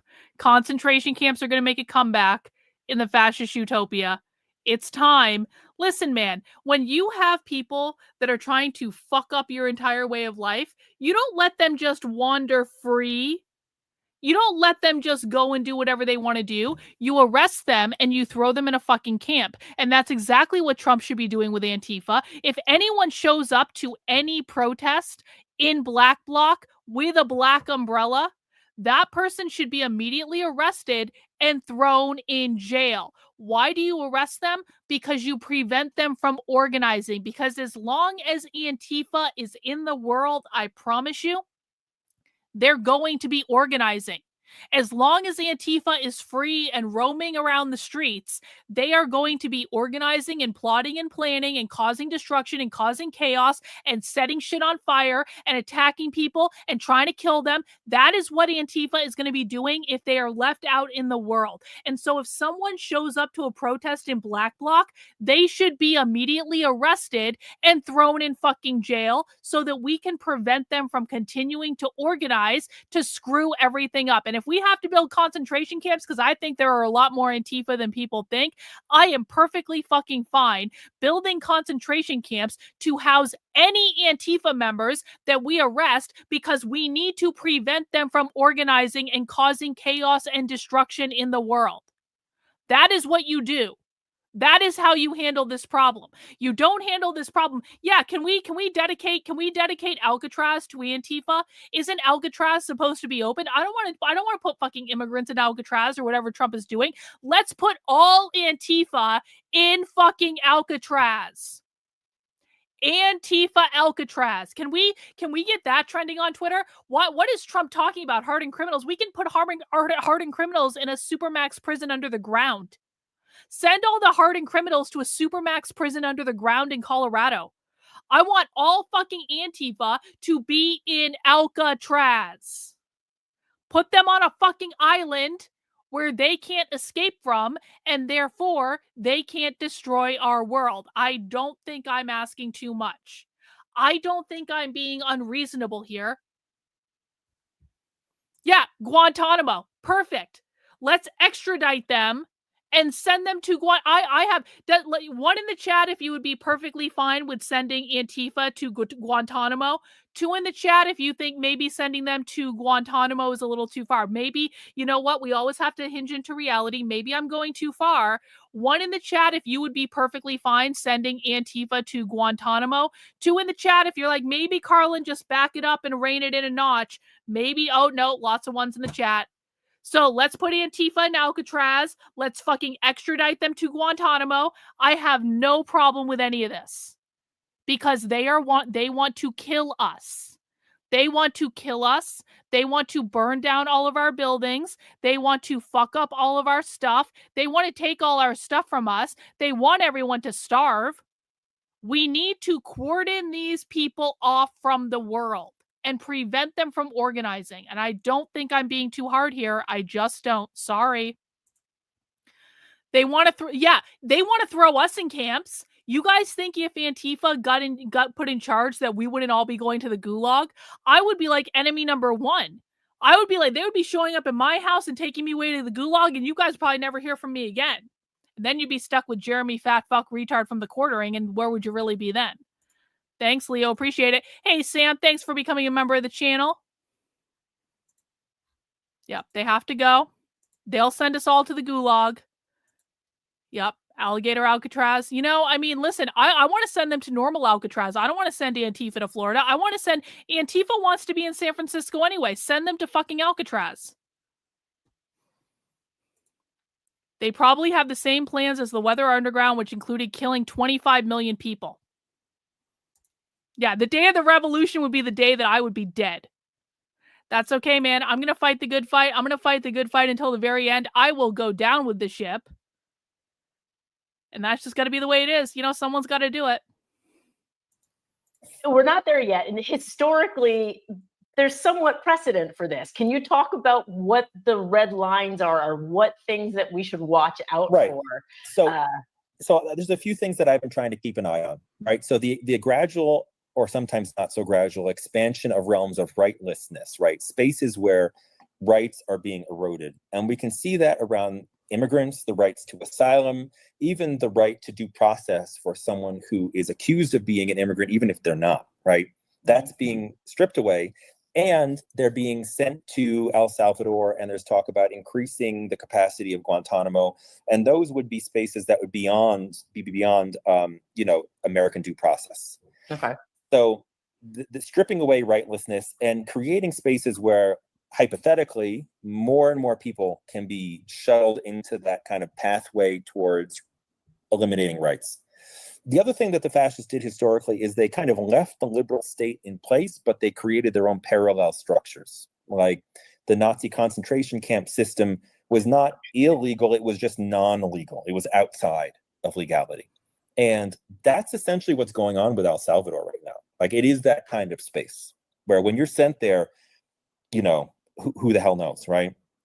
But that could hypothetically expand. And this could all expand much faster in the context of an emergency, even especially one if there is actually a real emergency, right? If there is some sort of terrible natural disaster or terrorist attack, or if Trump actually goes all in this, what seems like he may with this war in Iran, and emergency wartime powers are called upon, and people who are protesting the war are accused as being like, quote unquote, pro-Hamas, which is, of course, always been like a slander and a slur for anyone who supports Palestine. That's true, actually. You can see a situation where they try to push through emergency measures to say, we're in a war, we're being invaded, we have these and these kinds of threats and emergencies.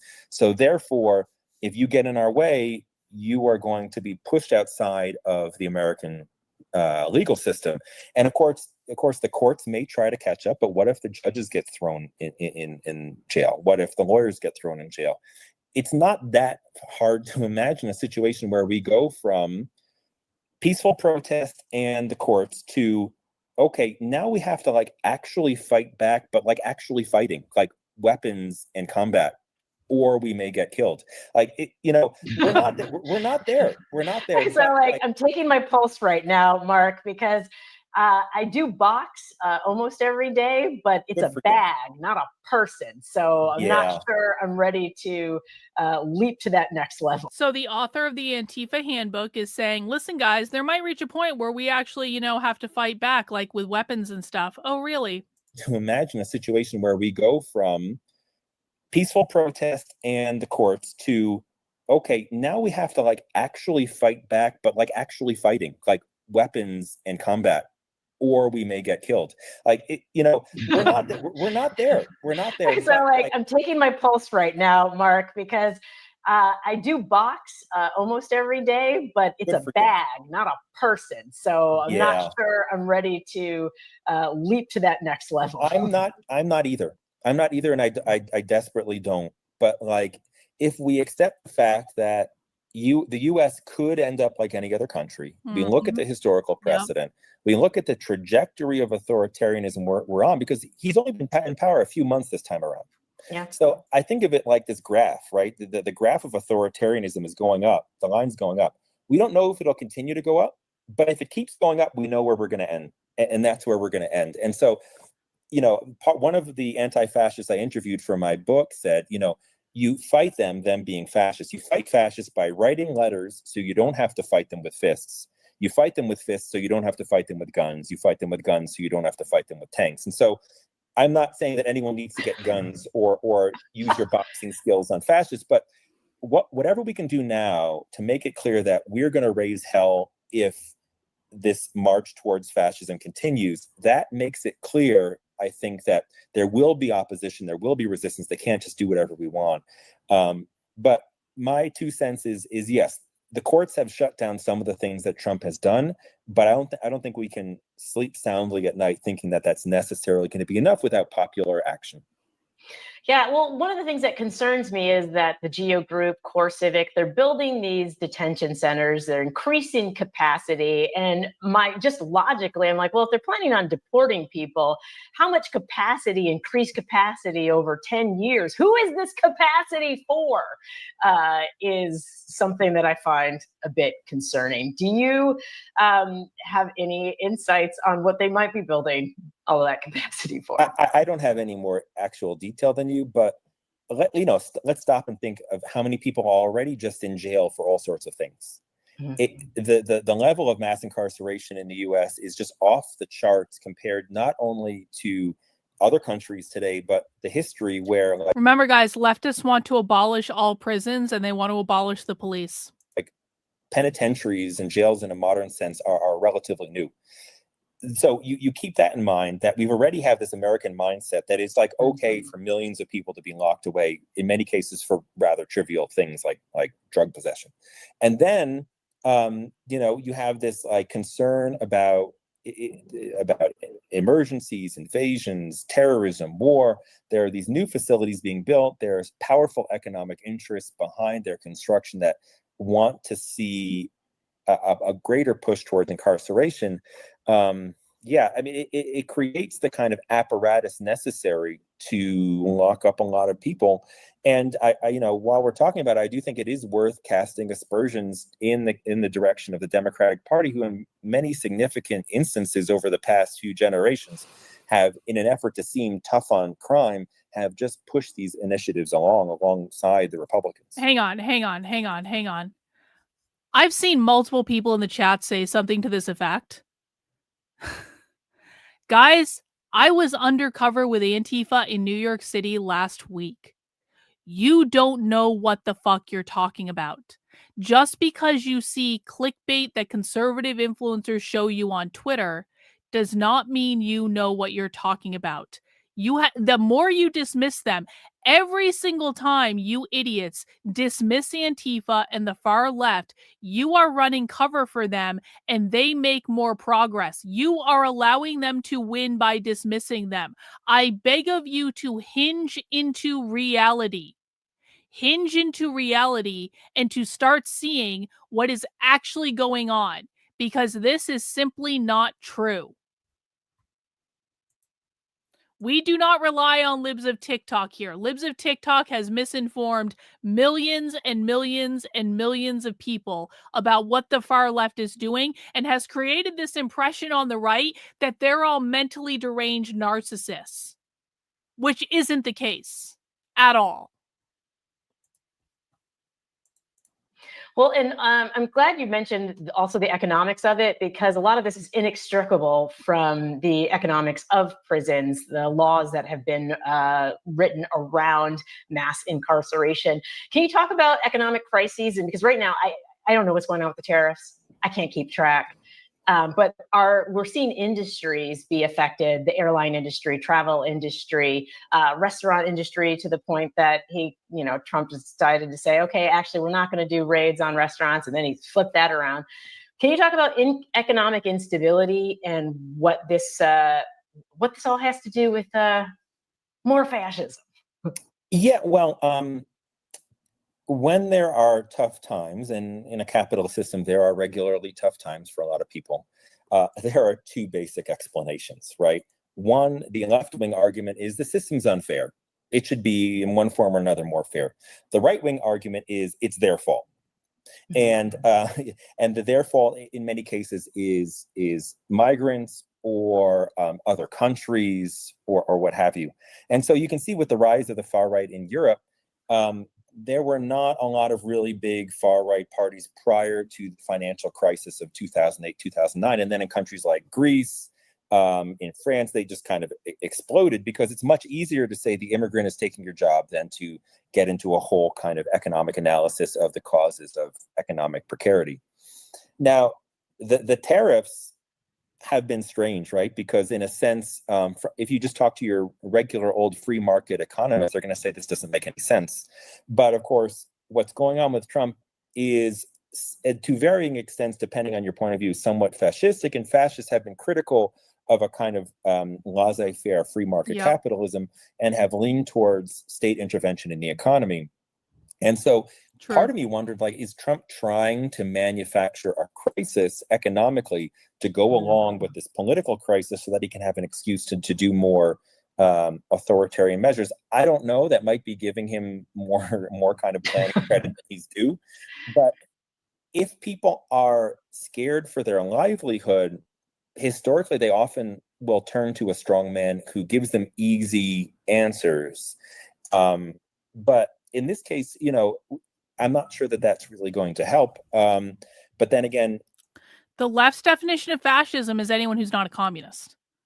The left's definition of fascism is anyone that believes in private property ownership. I had them on video saying this. I had them on video from Hofstra University.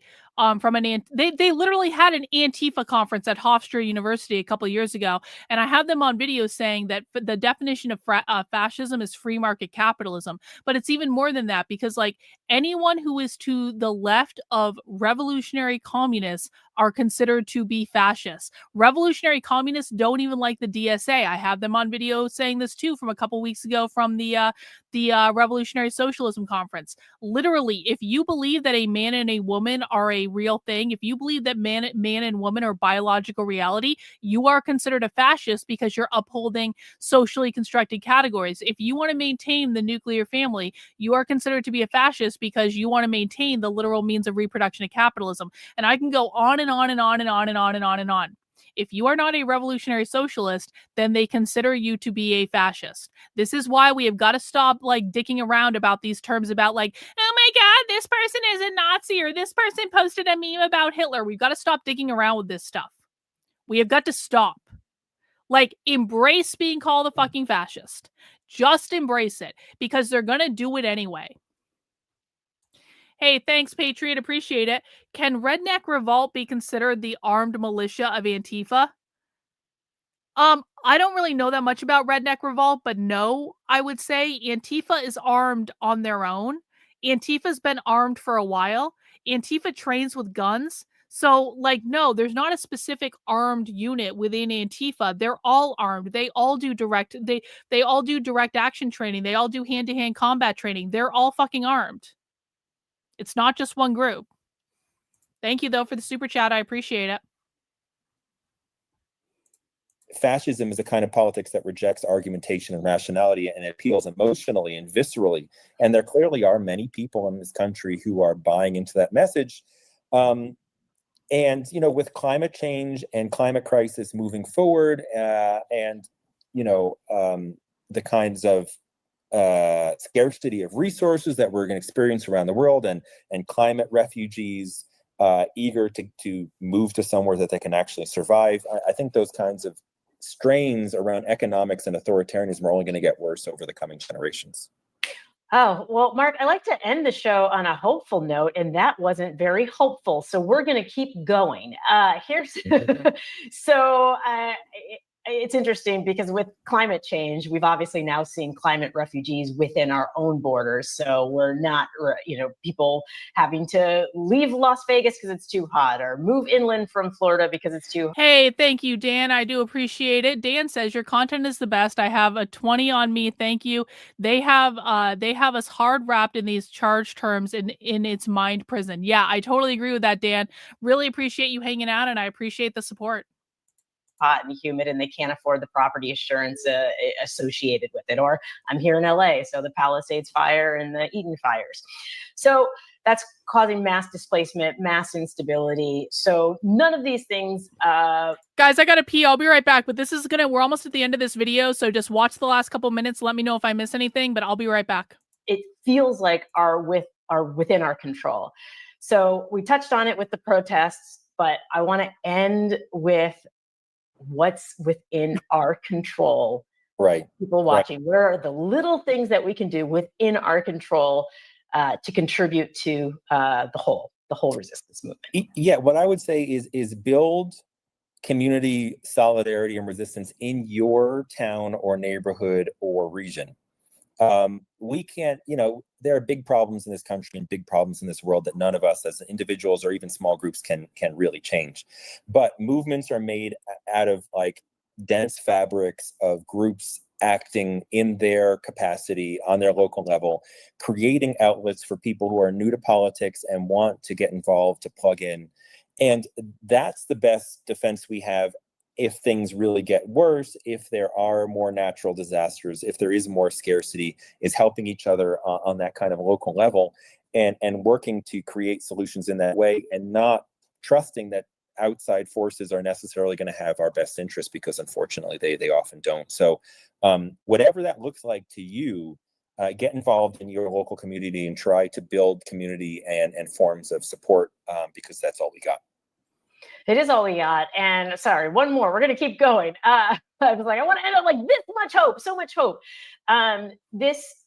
One of the things that has always bothered me is when I was out at the protest, there were plenty of people who were at brunch and not at a protest. Plenty of people who are, head in the sand, have no idea what's going on.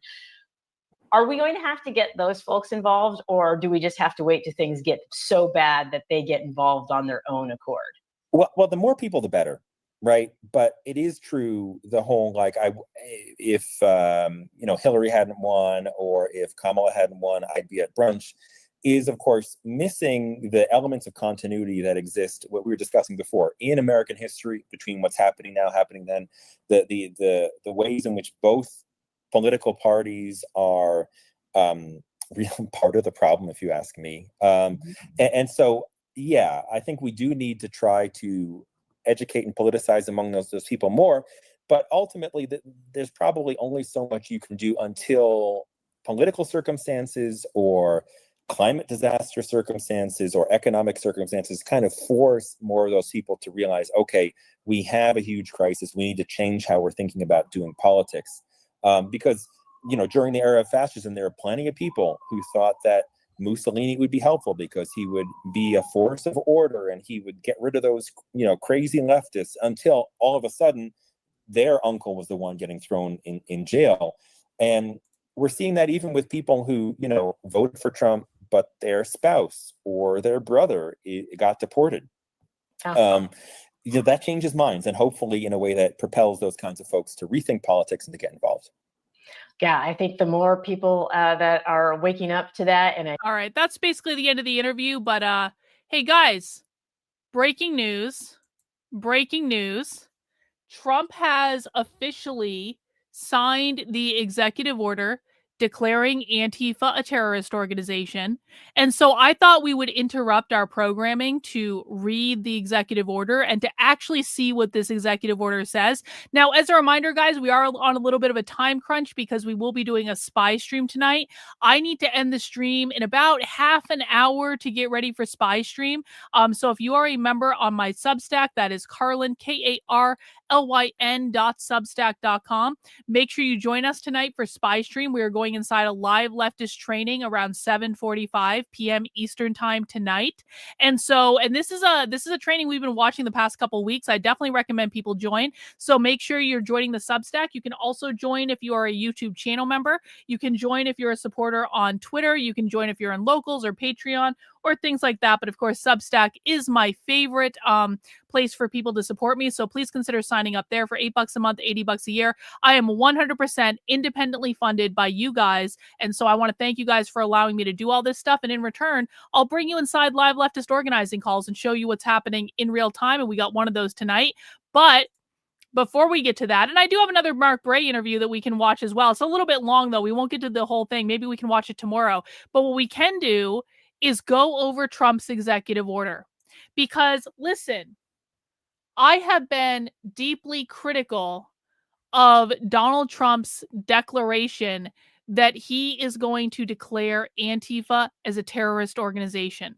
The reason that I have been deeply critical is it all depends on the implementation. And I have a lot of friends in government, and I have a lot of people that used to work in government, and I have a lot of people that I confer with behind the scenes who have told me, Karlyn, this is not going to work for reason X, Y, B, and Z, and this is why we can't do this, because this is not how government works, and no one in the Trump administration understands how government works, and so they're saying we can do these things that they can't do, and so let's just read the text of the executive order. Thank you. I will check out your meme in Discord, Adrian. Thank you for that.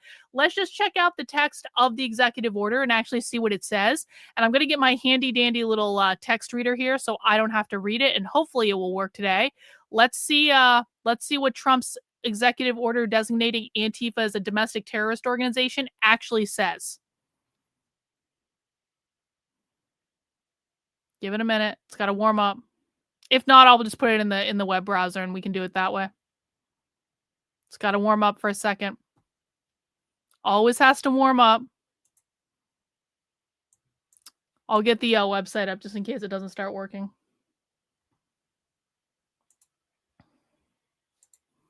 which isn't quite as convenient, but like, you know what? I don't want to read the whole thing, and so we're going to use AI to actually read it for us. Looks like it doesn't want to work with the plugin. Guys, as a reminder, I'm getting a new computer. This problem should be fixed very soon. Library, let's see, document, web page. Here's the web page. Go. All right. We're going into this instead because this will actually read the document. All right. Let's see what Trump's executive order actually says. Oh, hang on. You guys can't hear it. Hang on. The sound disconnected. Let me set that up. Take two.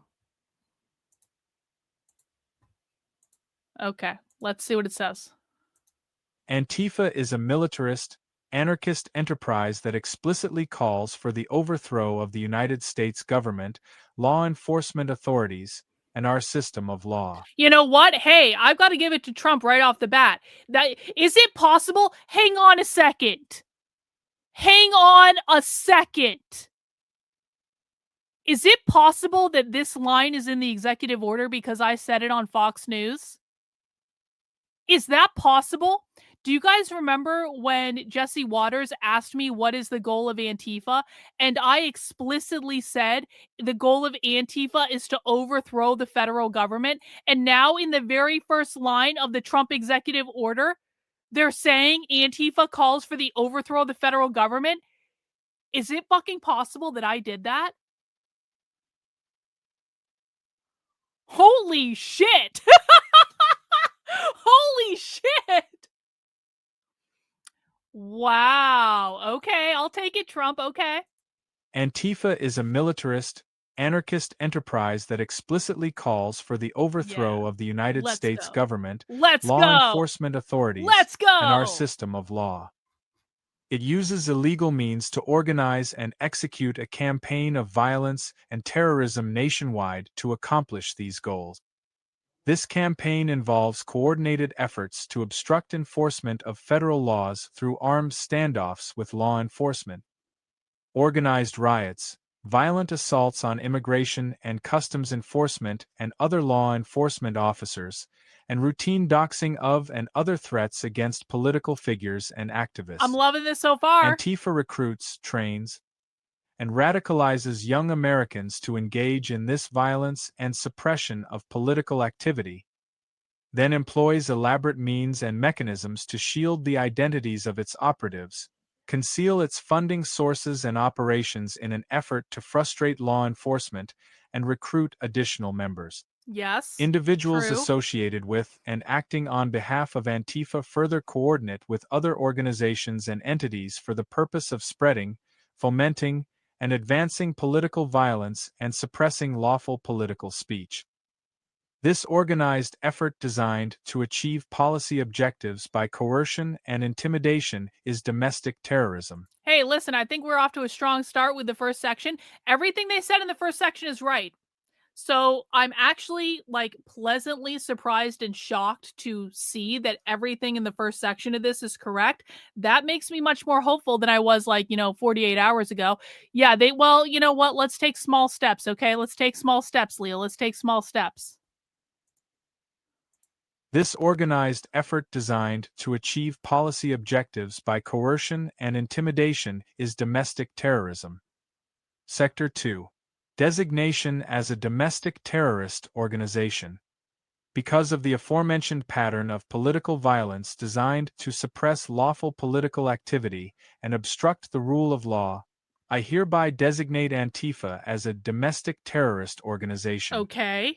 All relevant executive departments and agencies shall utilize all applicable authorities to investigate, disrupt, and dismantle any and all illegal operations, especially those involving terrorist actions, conducted by Antifa or any person claiming to act on behalf of Antifa, or for which Antifa or any person claiming to act on behalf of Antifa provided material support, including necessary investigatory and prosecutorial actions against those who fund such operations.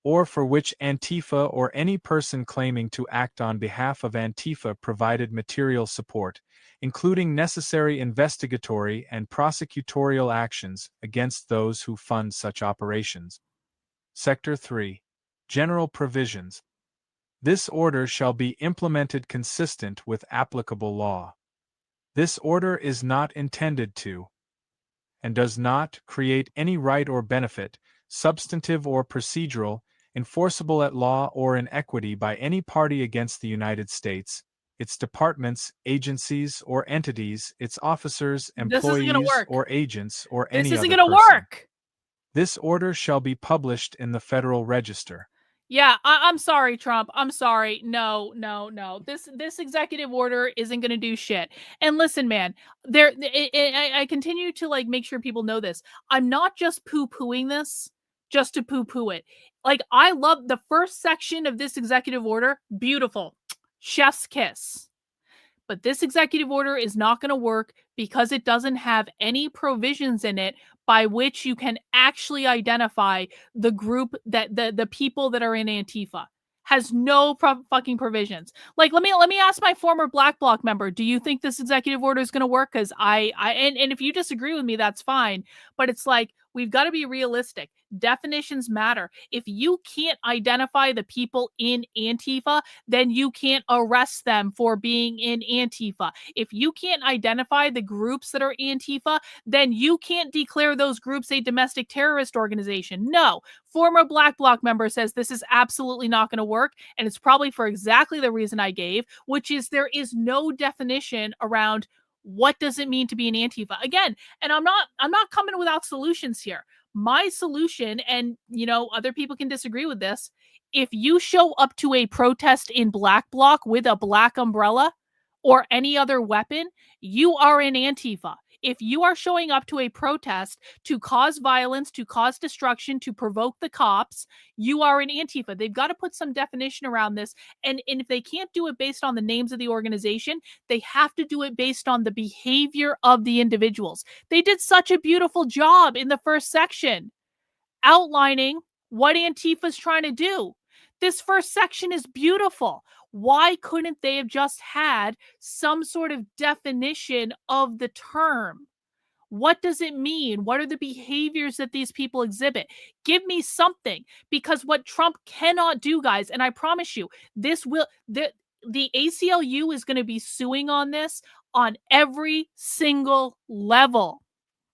The ACLU is going to have Trump's ass over this because Trump hasn't given any definition to what the group actually is. And if you cannot give definition to what the group actually is, then this is not an enforceable executive order.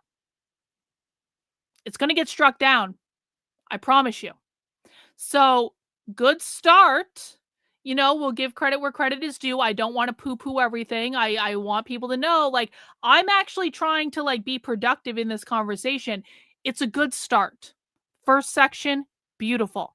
Second section needed more definition, and Trump's got to figure this out, and his advisors have to figure it out. And if they want to talk to me, they can come and talk to me, and I will help them put definition around this, because I've been studying these people literally for years. But I don't know the legal loopholes of this, and I don't actually think Trump does either, which is why in this current version of the executive order, the ACLU is going to hand Trump's ass to him in court. The ACLU already has an entire team of people working on this, guys. I know this. They are prepared for this fight. And so Trump has got to get his act together. His advisors have got to get their act together, because this is not going to solve the problem. I'm sorry. It's just not in any way. So those are my thoughts on that. Looks like we've kind of run out of time for the stream today, guys, because again, we are going to be going into a spy stream. And so we're going to take a little bit of a break, maybe about 20 minutes or so. Everyone go get some dinner. I'm going to go get a sandwich. And we're going to be going into a spy stream. Spy stream is when we go inside a live leftist training and we talk about it. If you want to join us for spy stream, head over to my Substack. That is Karlyn, Karlyn.substack.com, and sign up as a member for $8 a month, $80 a year. We are going inside a live training to talk about union organizing tonight, which has actually been fascinating so far. We watched a couple other parts of this training. We're going to be doing the third part tonight. So you can come and join us. The training gets started around 8 p.m. I'm going to start the stream around 7:45, so in about 20 minutes. And if you're not joining us for Spy Stream, definitely come back tomorrow. We will be doing another leftist topic tomorrow. Maybe we'll watch the second part of that Mark Bray stuff. Maybe we'll watch something else. We'll just have to see. I did think that first Mark Bray video was very good. He said the quiet part out loud a couple of times, and so I'm kind of interested to see what he does in the second one, but you never know what's going to happen. So guys, thank you for allowing me to do this. Thank you for supporting my work. Hey, DJ, thanks for becoming a channel member. Channel members also get access to the Spy Stream. Just check out the community tab or the post tab, whatever it's called, and join me for Spy Stream in a little bit. And if I don't see you for Spy Stream, I will see you back here tomorrow at 5 p.m. Eastern Time, where we'll do it all over again, guys. Thank you for allowing me to do this. I really appreciate everyone who supports my work or just shows up. Make sure you mount the like button on the way out the door. Make sure you subscribe to the channel if you are not already subscribed. And I'll see you guys soon. Bye, guys.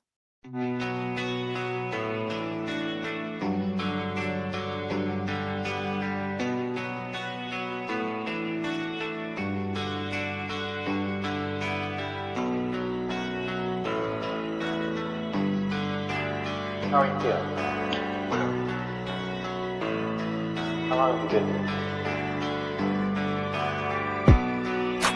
3 months, May 17th. And what brought you? That's difficult to answer.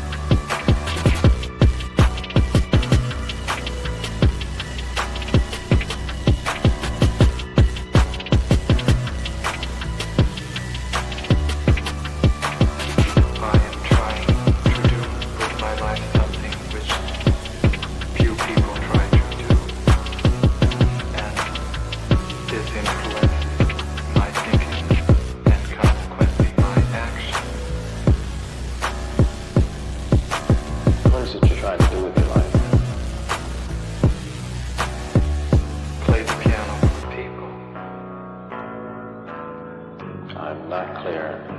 How is it that playing the piano for people has eventually resulted in your being here in the hospital.